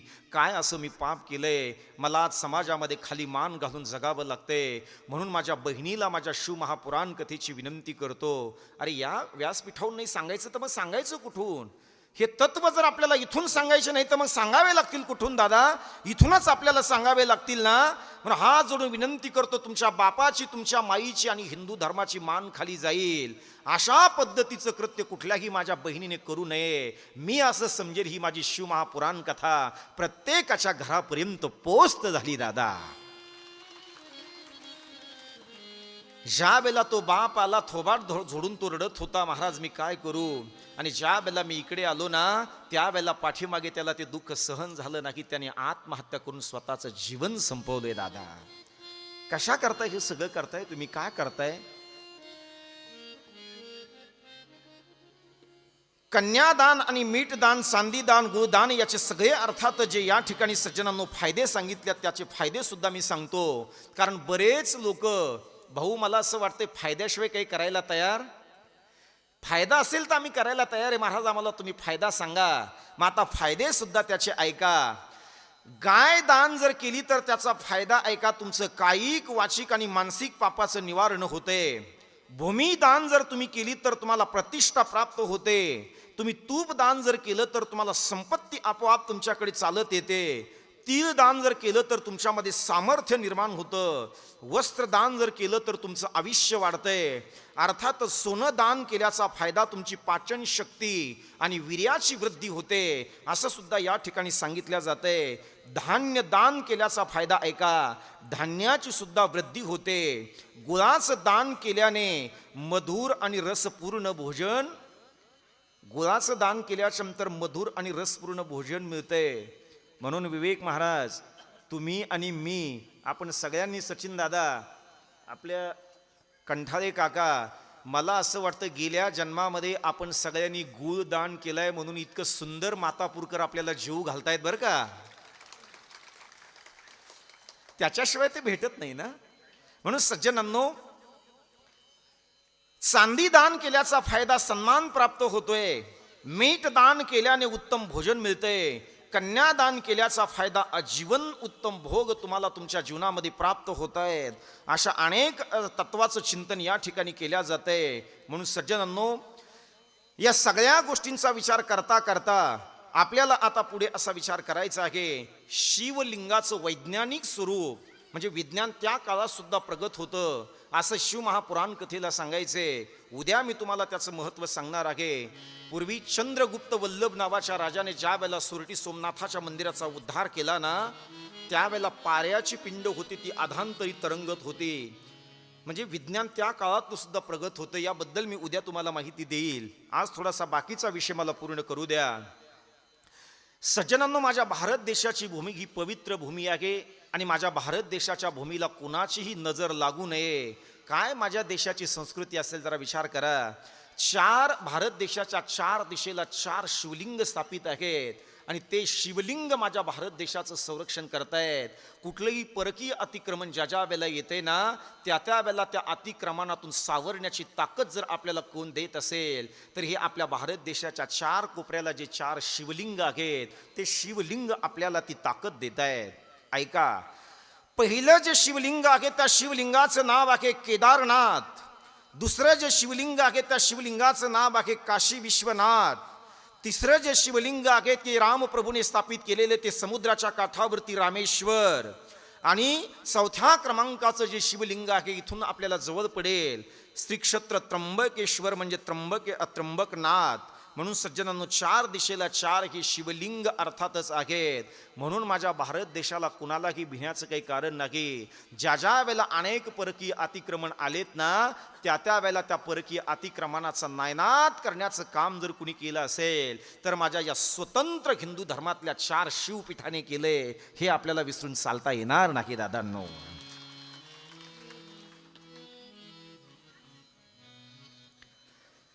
आता पुढे शिवलिंगाचे प्रकार सांगितले ते ऐका.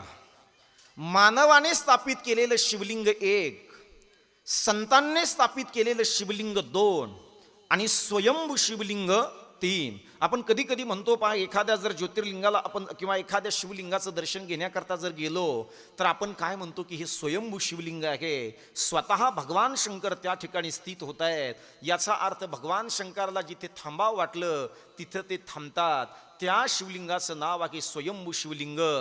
वैद्यनाथ परदी वैद्यनाथाचं जे शिवलिंग आहे ना ते स्वयंभू शिवलिंग आहे. रावण ज्या वेळेला घेऊन जातो त्याला ते अर्थात सहन होत नाही. माझ्या भगवान भोले बाबाला असं वाटतं की या भूमीमध्ये मी स्थित झालो पाहिजे. हातातलं खाली ठेवल्या जात आहेत, पुन्हा उचलण्याचा ज्या वेळेला प्रयत्न केला जातो त्यावेळेला ते शिवलिंग उचलल्या जात नाही. वैद्य परळीचं जे शिवलिंग आहे त्याचं वैद्यनाथ भगवान असं त्या शिवलिंगाचं नाव आहे. 12 ज्योतिर्लिंगापैकी ते एक ज्योतिर्लिंग आहे.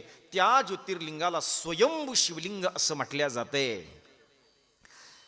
त्याच्या पुढे एका देवाने स्थापित केलेले शिवलिंग म्हणजे ब्रह्मदेव, विष्णू किंवा अनेक आपल्या हिंदू धर्मामध्ये जे काही देवता होऊन गेल्या त्या देवतांनी आपल्याला पूजन घडावं याकरता त्यांनी ते शिवलिंग स्थापित केलेले आहेत. आणि त्याच्याबरोबर मानवाने स्थापित केलेलं शिवलिंग म्हणजे तुम्हाला ज्या वेळेला वाटतं की आम्ही शिव मंदिर बांधलं पाहिजे, मस्त सुंदर प्रतीचं मंदिर तुम्ही उभा करता, त्याच्यामध्ये देवादिदेव महादेवाच्या शिवलिंगाची प्राणप्रतिष्ठा तुम्ही करता.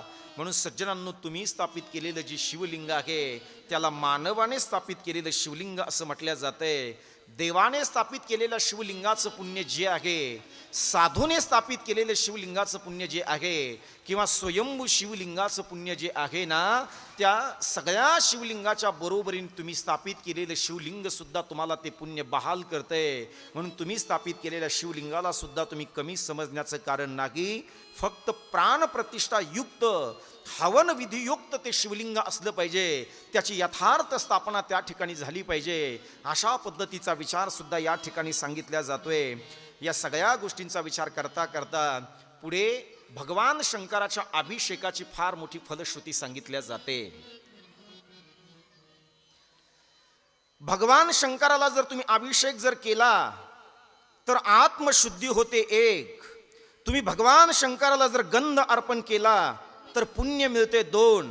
नैवेद्य अर्पण केला तर दीर्घ आयुष्य मिळते 3. पण बऱ्याच माझ्या माता भगिनीला आणि पुरुष वर्गाला असा संशय आहे की महाराज, ज्या वेळेला आम्ही नैवेद्य तयार करतो, नैवेद्य तयार केल्याच्या नंतर आम्ही ज्या वेळेला शिव मंदिरामध्ये जातो, नैवेद्य आम्ही भगवंताला समर्पण करतो, त्यावेळेला भगवंताला समर्पण केलेला नैवेद्य खाण्याचा अधिकार आम्हाला आहे का? शिव महापुराण कथा त्याचं उत्तर देते की तो नैवेद्य खाण्याचा अधिकार तुम्हाला 100% आहे. का खायचा तो? कारण तुम्ही जर तो नैवेद्य जर खाल्ला तर नैवेद्य खाल्ल्याच्या नंतर तुमच्यामध्ये आत्मशुद्धी होते, आत्मबल तुमचं वाढतं आणि एखाद्या संकटाला सामोरं जात असताना तुम्ही डळमळीत होत नाहीत. एखादं घरामध्ये संकट आल्याच्या नंतर ज्या वेळेला आत्महत्यासारखा घाणेरडा विचार येतो तो विचार सुद्धा तुमच्या जीवनामध्ये कधी येणार नाही. म्हणजे आत्मशुद्धी आणि आत्मबल वाढावं याच्याकरता महादेवाचा प्रसाद सेवन करा.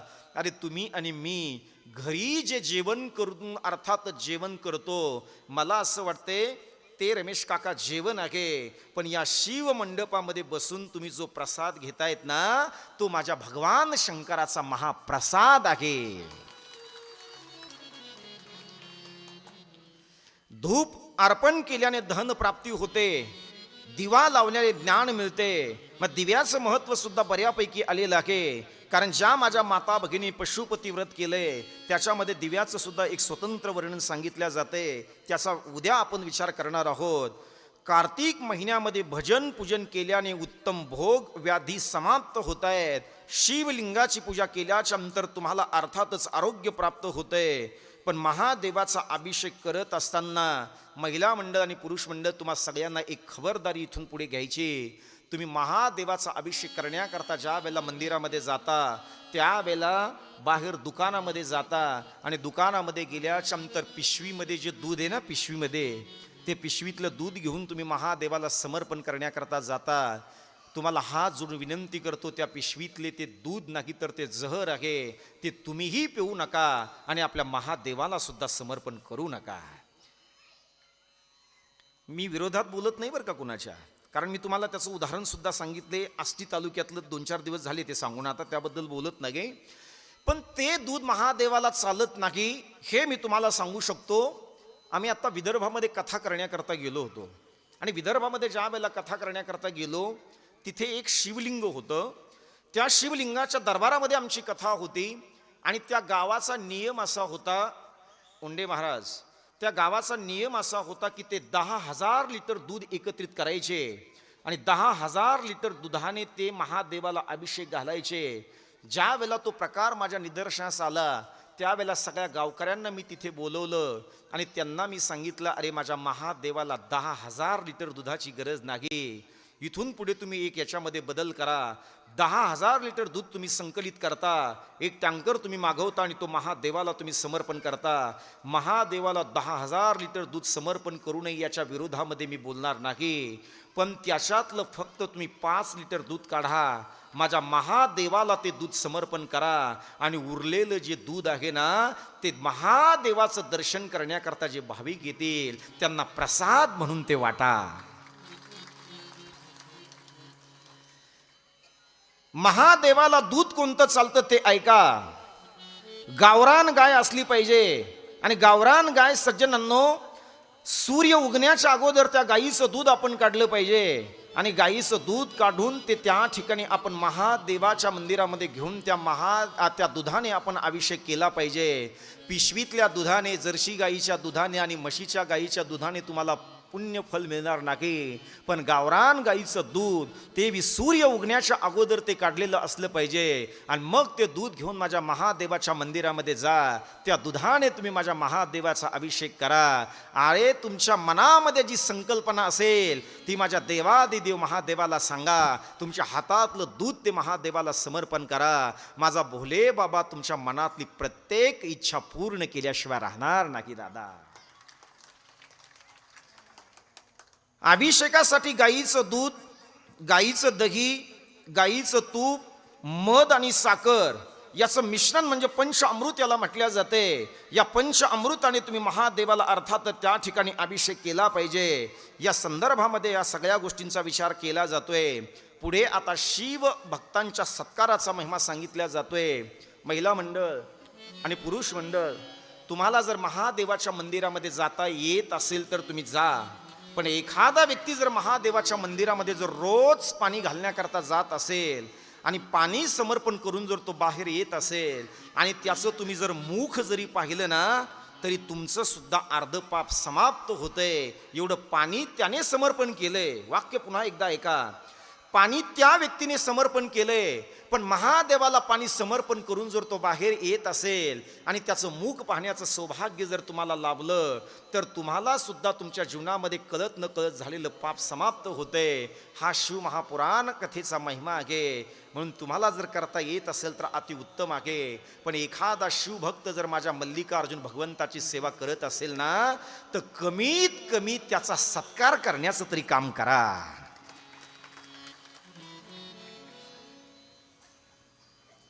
चांगलं काम करा ना दादा. माणसं चांगलं काम करण्यापेक्षा नको त्या कामाकडे अर्थात लक्ष देत आहेत आणि चांगलं काम तसं थांबवतायत. किती दिवस जगणार आहात तुम्ही विचार केलाय तुम्ही कधी? अरे माणूस कधी जन्माला येईल आणि कधी जाईल जन्मही तुमच्या हातात नाही आणि विवेक दादा मरणही तुमच्या हातात नाही. या जिंदगीचा भरोसाच राहिलेला नाही, कारण आपलं सगळे केमिकल आपल्या शरीरामध्ये आपण भरले. जोपर्यंत माझ्या महादेवाने तुम्हाला जीवन दिले ना दादा तोपर्यंत हात जोडून मी विनंती करतो, माझ्या महादेवाची भजन करा, पूजन करा आणि तुमच्या जीवाचा भरोसा सोडून द्या. महादेवावर टाका तो सगळा भार. क्या भरोसा है इस जिंदगी का, साथ देती नहीं है किसी का. टाळी महिला मंडळ. हा झाली आपली कथा आजची. आता साथ देती नहीं है किसी का.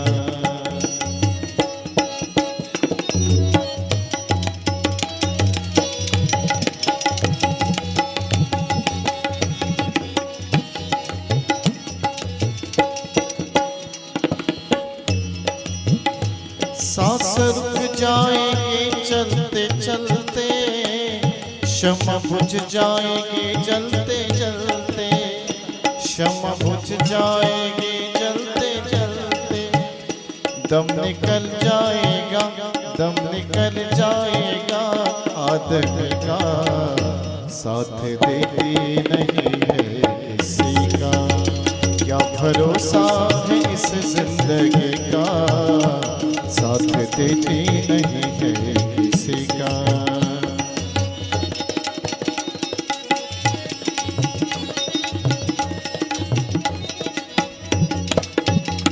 हम रहे ना मोहब्बत रहेगी, दास्तां अपनी दुनिया कहेगी।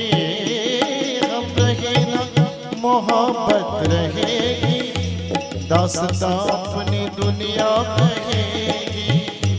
कर्ज पूरा करो, कर्ज पूरा करो, कर्ज पूरा करो जिंदगी का। क्या भरोसा है इस जिंदगी का, क्या भरोसा है इस जिंदगी का। साथ देती नहीं है किसी का, साथ देती नहीं है किसी का, साथ देती नहीं है किसी का।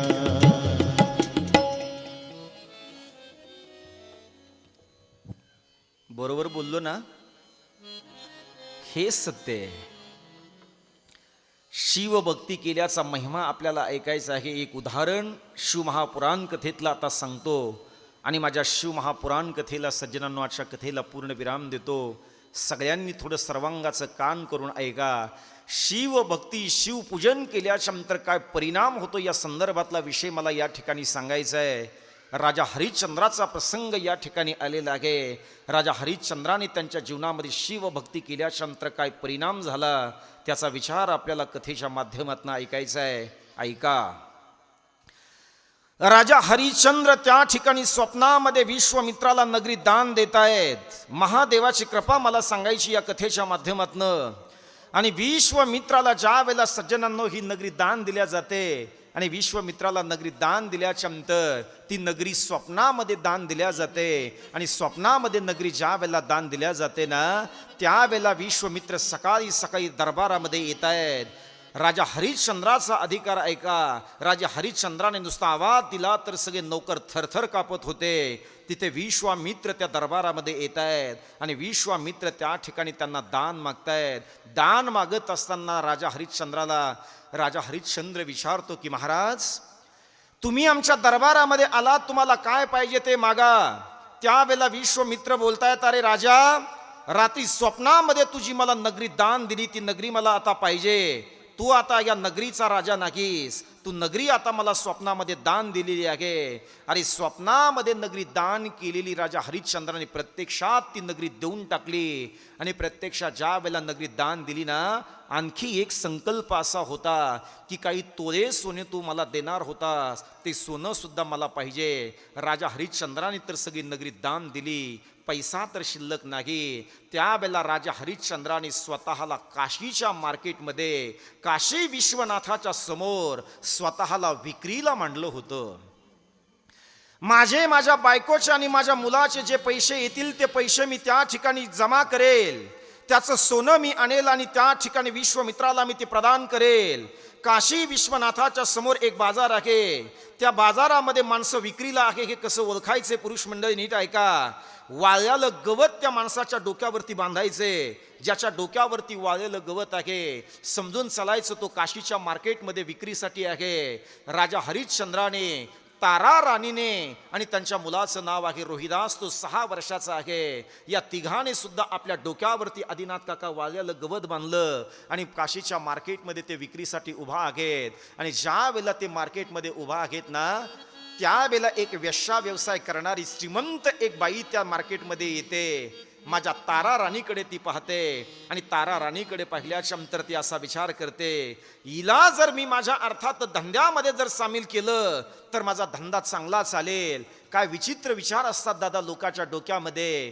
ती बेचारी त्या ठिकाणी तारा राणी आलेल्या साधूची सेवा करणारी होती, शिवभक्ती करणारी होती, दान धर्म करणारी, ती पातिव्रत्य जपणारी ती माझी माय होती. तिच्याकडे कुदृष्टी त्या बाईची जाते. तिला विकत घेण्याकरता ती समोर जाते.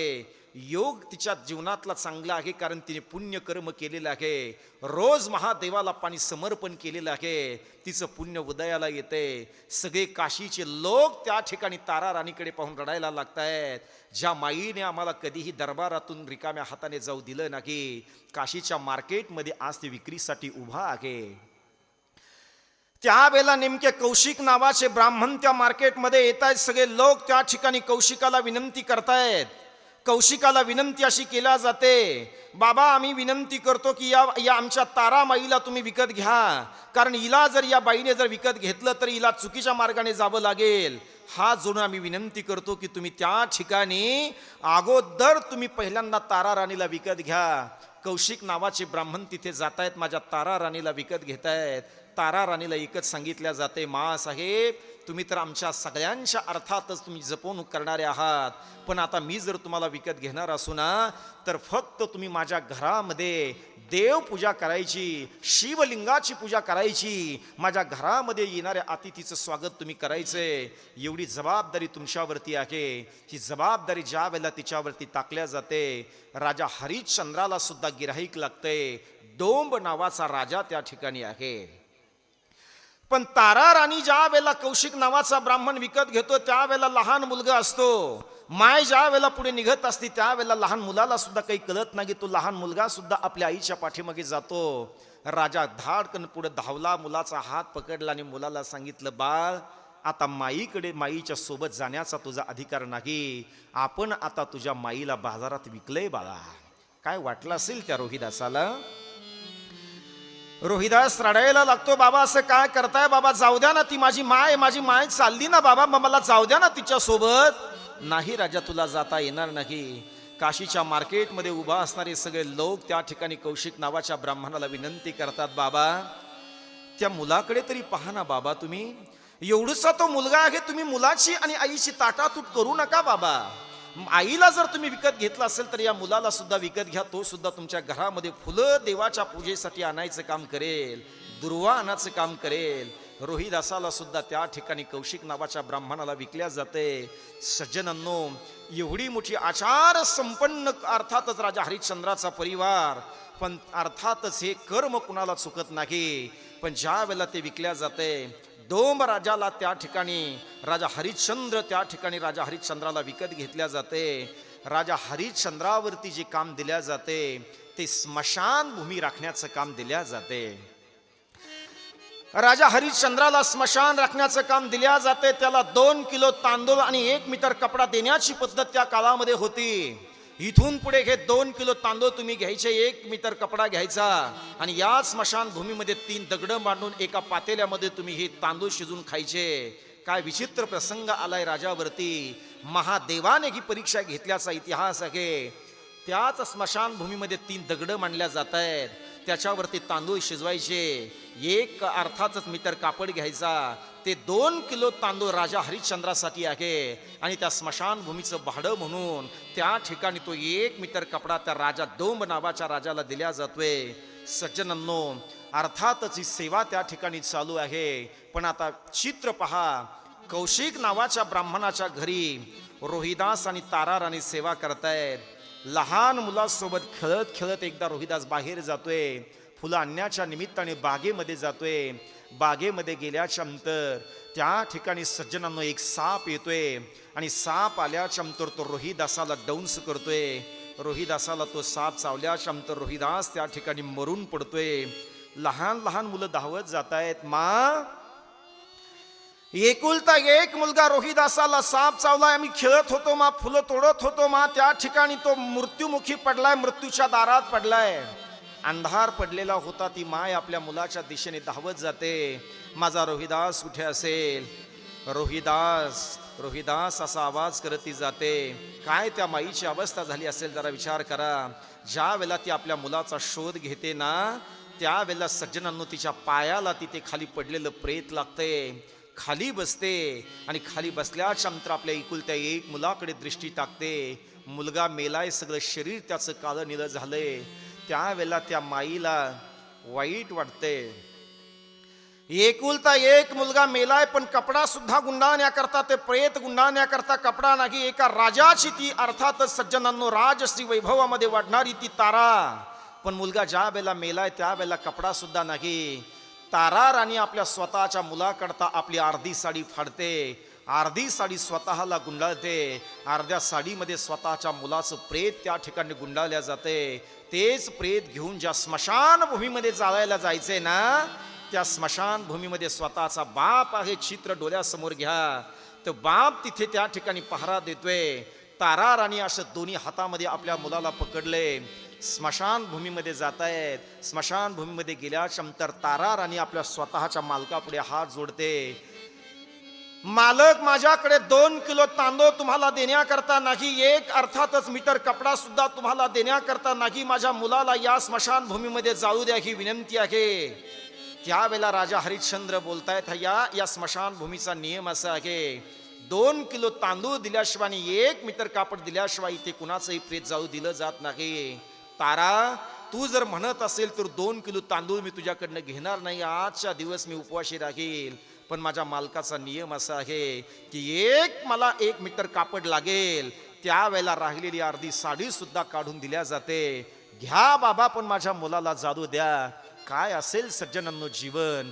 म्हणून सज्जनांनो, माझ्या महादेवाने राजा हरिश्चंद्राची एवढी मोठी परीक्षा घेतली आणि महादेव त्याच स्मशान भूमीमध्ये सज्जनांनो प्रगट होत आहेत आणि राजाला ते सगळं ऐश्वर्य पुन्हा त्या ठिकाणी बहाल करतायत. महादेव तुमची परीक्षा घेऊ शकतो, पण परीक्षा घेत असताना माझा महादेव पुन्हा तुम्हाला तुमचं ऐश्वर्य बहाल करू शकतो. हात जोडून विनंती करतो विवेक दादा, सगळ्या मातापुरकरांना मला सांगायचे, तुमचं कर्म आदर्श ठेवा, माझा महादेव तुमच्या पाठीमागे उभा आहे, लक्षात ठेवा. ऐ मालिक तेरे बंदे हम, ऐसे हो हमारे करम, नेकी पर चले और बदी से करे, ताकि हंसते हुए निकले दम. ऐ मालिक तेरे बंदे हम.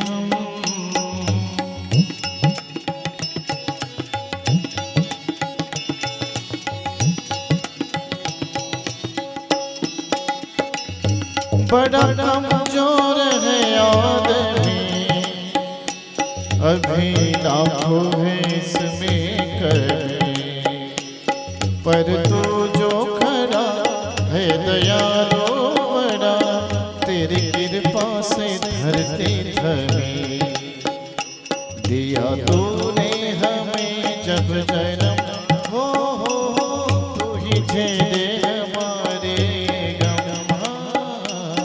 नेकी पर चले और पति से चले, ताकि हंसते हुए निकले दम. ऐ मालिक तेरे बंदे हम.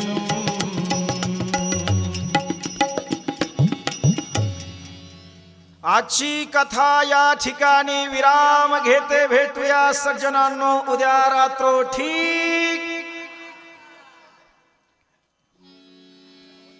वाजले 8:15 वाजले. कधी वाजते? 8 वाजून 5-10 मिनिटं झाली असतील, बरोबर ना?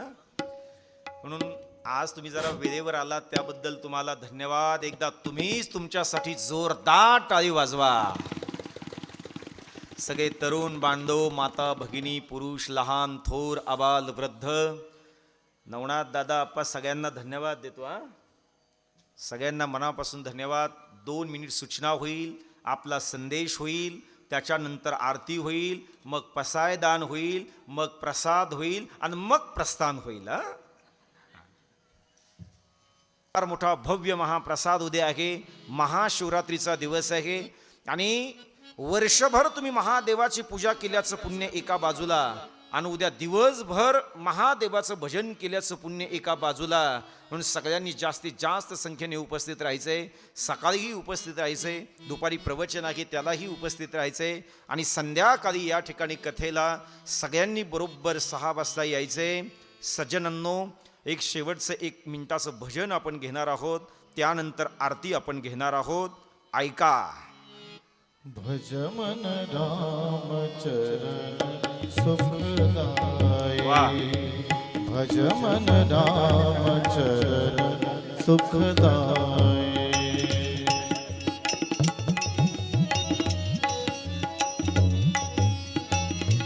जय चरणन से निकसी सुरसरी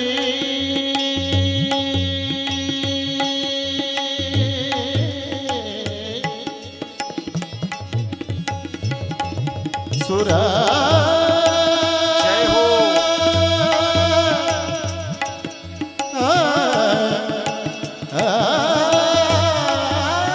टाळी टाळी सगळ्यांची टाळी झाली कथा आपली आता. वा. सुर सुर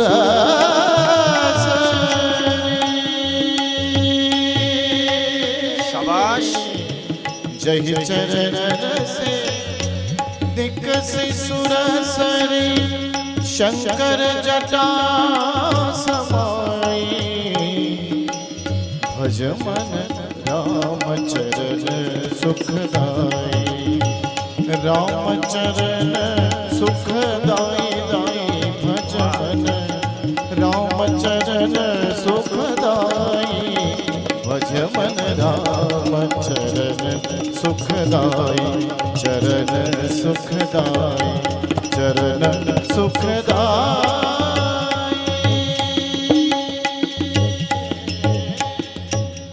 जोरदार टाळी झाली पाहिजे एकदा. चला, सगळ्यांनी आरतीवाली आता झालं. हा बोला बोला. आरतीवाली झालं तर पुढं आणि उद्या या ठिकाणी सर्व महिलांनी